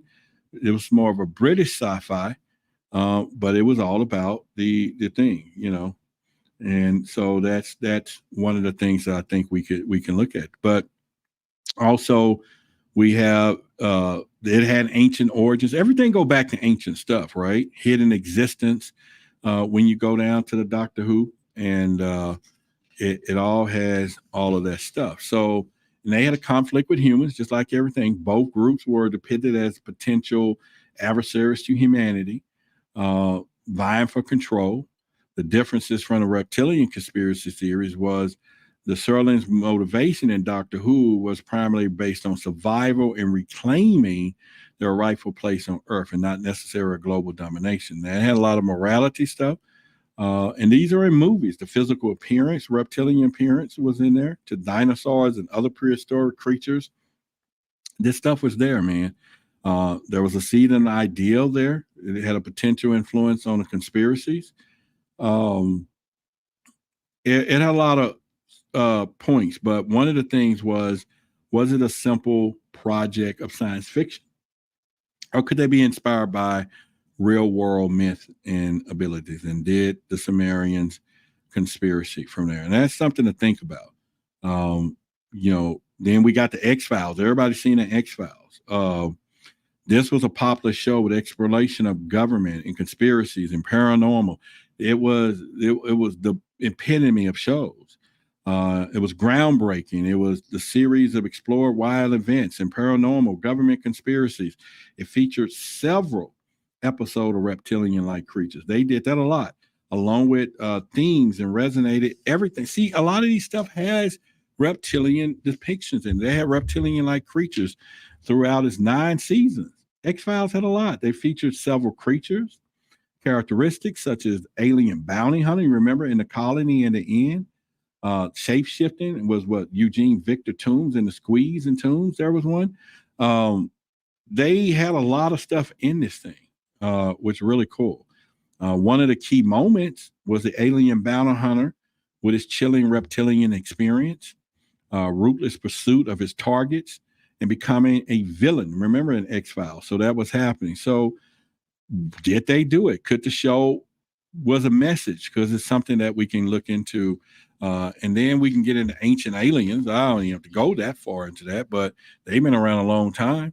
You're talking Ancient Aliens History Channel is dedicated to multiple episodes exploring reptilian conspiracy, exploring it, and then often presenting a legitimate possibility. These people, they do it, and by featuring interviews, remember, And by the way, I was featured on Ancient Aliens, so I've been on that TV show. So go back, look up the episode. It was short, but I was there. You know what I'm saying? They told me, they talked about my experience, my childhood experience and stuff. So I was featured there. And it's been around, like 20 seasons, and they ain't never gave no answer. They steady looking for the shit. And that's the perfect plan, to create a show that never answers the questions, but they constantly are looking for it. So that is some cool stuff. My favorite guy was Conspiracy Theory with Jesse Ventura. I don't know if y'all ever seen that stuff. This was done. He had some show. He had Reptilian stuff. They took a lot of his stuff down. You can go, I went on the internet and found some duplicate copies of Conspiracy Theory, all of his episodes, but you can't find that stuff for sale nowhere, because he had a lot of stuff from the Reptilians to, that dude had some good stuff, man. He really did. And he hit it hard and ticked some people off. So he had that True TV series hosted by, him, and they had including Reptilian stuff. He did a he approached it a little different, and he went at it, but they had an investigative format, which is something I like to do, which involved interviewing experts, witnesses, and all that kind of stuff. And then that was very powerful when it comes down to that, and so, they did a good job when it comes down to that. And then when you want to talk about subliminal messages, there was a lot of subliminal messages in there. There was reptilian symbolism in advertising. Some of the researchers claimed imagery such as snake, lizards, and eyes with vertical pupils. All of this stuff is embedded into the logos and all of this stuff, man. And I can go on a lot. But one of the biggest books was David Icke's, and I just ordered this one off eBay. It was The Biggest Secret, and how the influential book popularized the reptilian conspiracy shaped by public discourse. Now, this came out in 1889, and is considered the magnum opus of his reptilian conspiracy. It's the book. It is this book that he explains his earlier claims of introducing a concept of the Babylonian Brotherhood, a secret society of shapeshifters who control the world through elite bloodlines and manipulative global events. The main themes, the reptilian blood. This was some powerful stuff. And so I think that's a great book. And then you need to look at it from there. I'm going to shut the rest of this down because I still had a few pages though, but so I don't know if me and the moon, did you stay? Did you survive? Or maybe she's half sleeping and she can hear me, and she can say, sleeping comes deepy from there. But I want to, as we come to a close, get you some information, man, and get out here and learn and do some stuff. She went to bed. Oh, okay. Why ask me, was I all right? Or you got my back, and then go to bed. No problem. It's one of those things, and everything else, and you have to look at what we're doing, right? And look how life is doing this, what we're doing right now. So, when you think about the reptilians, like I said, this is a good book. I have not read this one. I just bought it. It's a used book, but it goes back. And so I'm learning the speed reading and photo reading, and so I can start reading stuff a lot faster. So that is it. But this David Icke, I've been skimming through that one, really getting some stuff. All right. So, like I said, we were close to reaching halfway of our goal of doing something with all you people helping and everything else. And so I just want to know if anyone else want to contribute, if you want to buy anything, if I put the reptilian shirts up, would you buy it? I'm gonna put it up tomorrow, and then I'll take it back down on Monday night or something. These will take a little while to order because it's I have to order once I get the number of people. That's why I'm doing it. Close in and close out. Then I'll place an order. for the shirt. So it'll be up on the website tomorrow. I may do it tonight while I'm working, and then you can go in there and buy it and put the sizes up and everything else, and it'll just be simply done. It's as simple as it can be from there. So if you plan to contribute to what we're doing, let me put the Cash App at the top. So we need some help. We're almost there. And so I'm not asking just because of it is what we're planning to do. And like I said, I would thank everybody who gives a donation to the Cash App. But, the goal, we had 10 people will reach the goal, or 20 will reach it, with a collective consciousness of the group.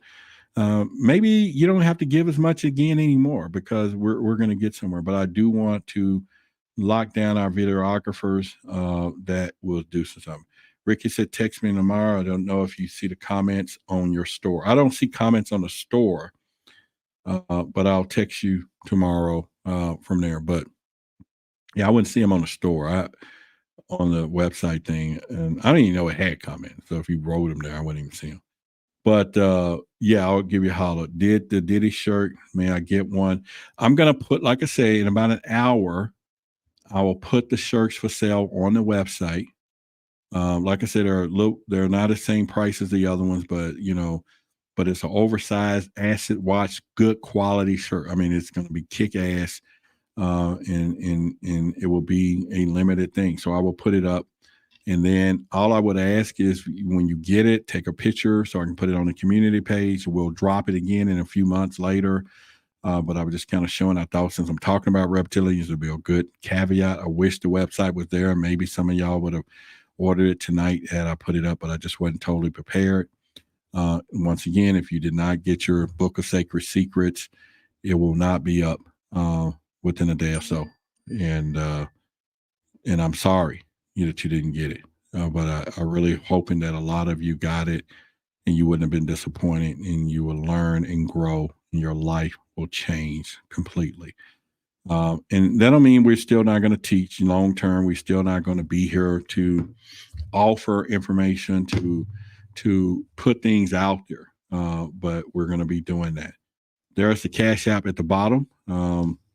So just 3 of you. What if we get 3 more people? What if we get 3 more people tune into the Cash App, and maybe you'll be that person, or somebody else go in there and buy some stuff right now.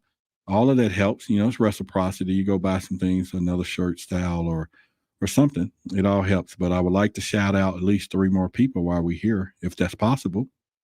Who would that be? Hope I appeal to you. Who would that be that will allow me to shout you out right now? Yeah, let's find out. And then we will take it home, ladies and gentlemen. We will take it home. So while we're doing that, while I'm waiting, if you are that person, let me wait for you. But in the meantime, I do have a few grapes right here that I have. But while we're waiting, let's wait for you. Conscious Awards. If you got your tickets, make sure you go. We're going to do a meet and greet that Friday.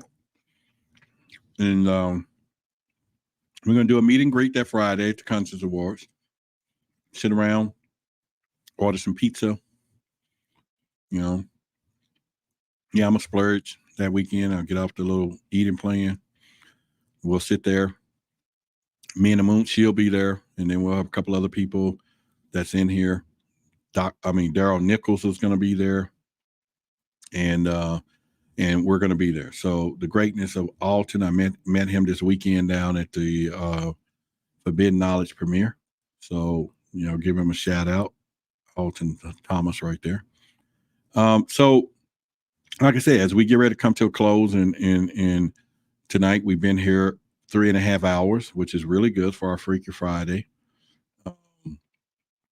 And then we would do it. R&D was says, anybody's going to be. So are y'all going to be there Friday and Saturday, Saturday and Sunday only?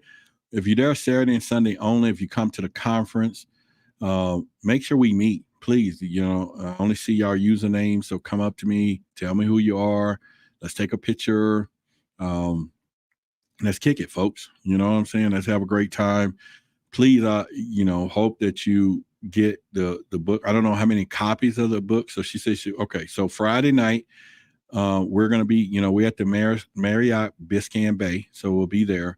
So make sure Friday night that you come over to and make sure everybody here next week so we can give out our text list. And we can give out our text list and stuff. And so that you will come. And then we'll do a group text. And so I'll figure out how we can all do that and put that together. So next Friday night or next week, we'll do several lives promoting the text list and everybody getting together so we can hook up, and find one another. And it'll be a beautiful thing. I can't wait for y'all to do that.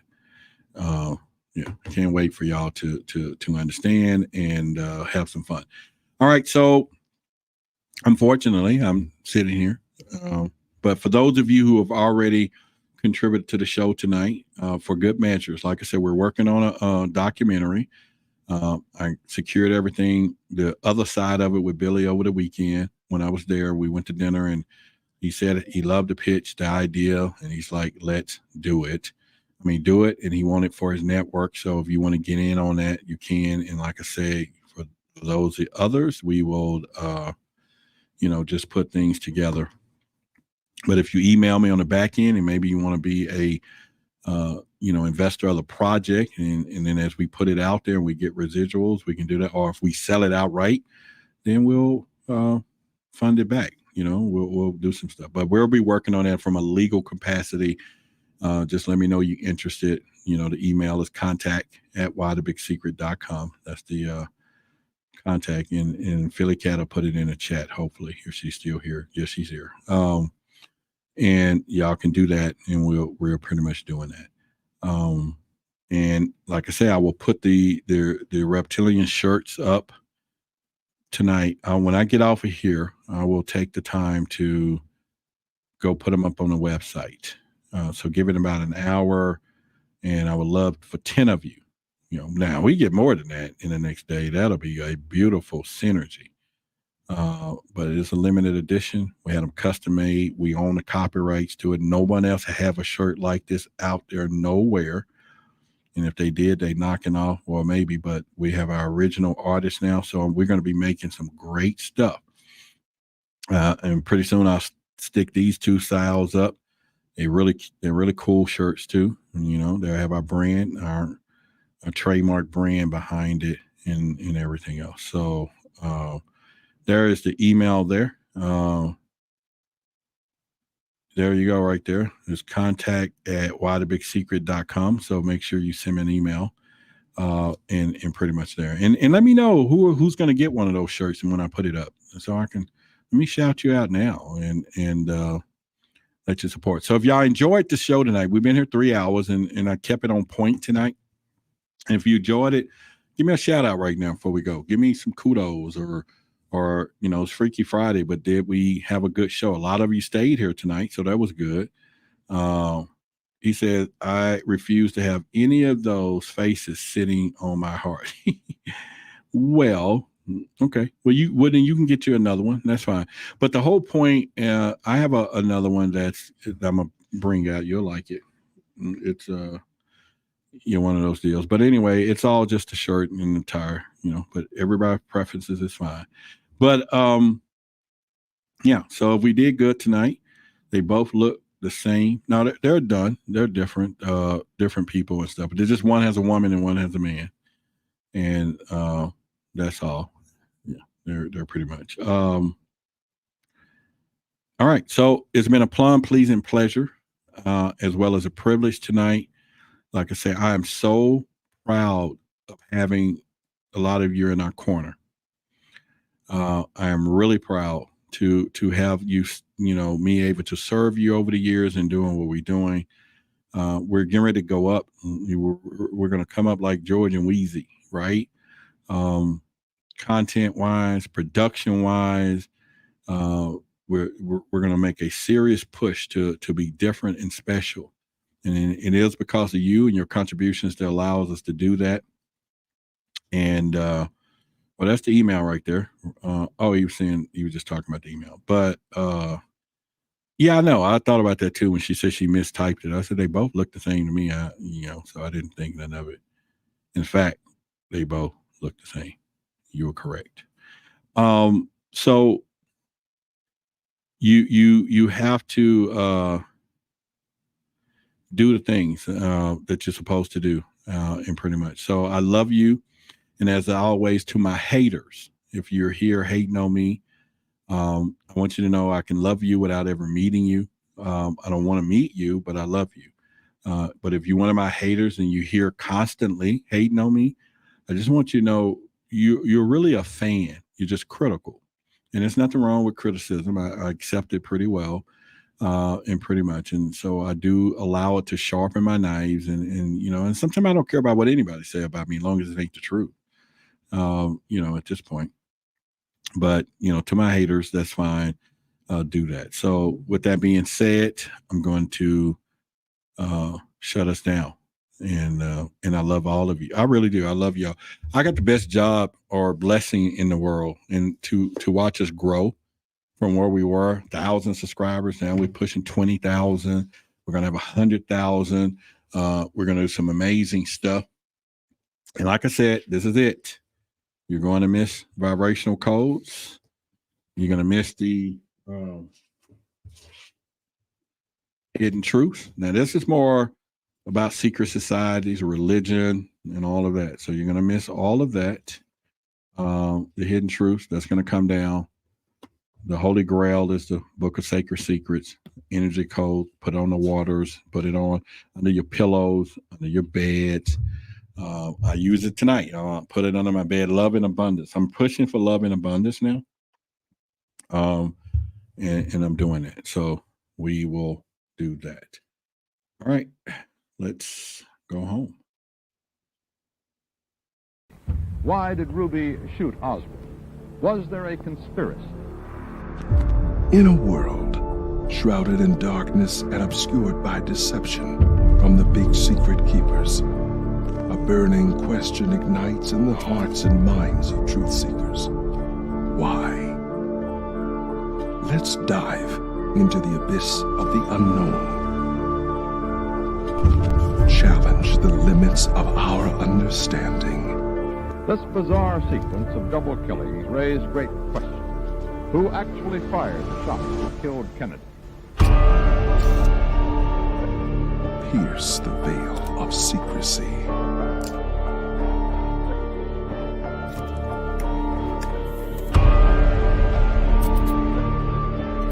Cattle found dead and the manner of their deaths are a real mystery. Anyone who is concerned about lead in the drinking water in Flint. And venture into the realm of conspiracies and extraterrestrial evidence. A huge explosion now, raining debris on all of us. We better get out of the way.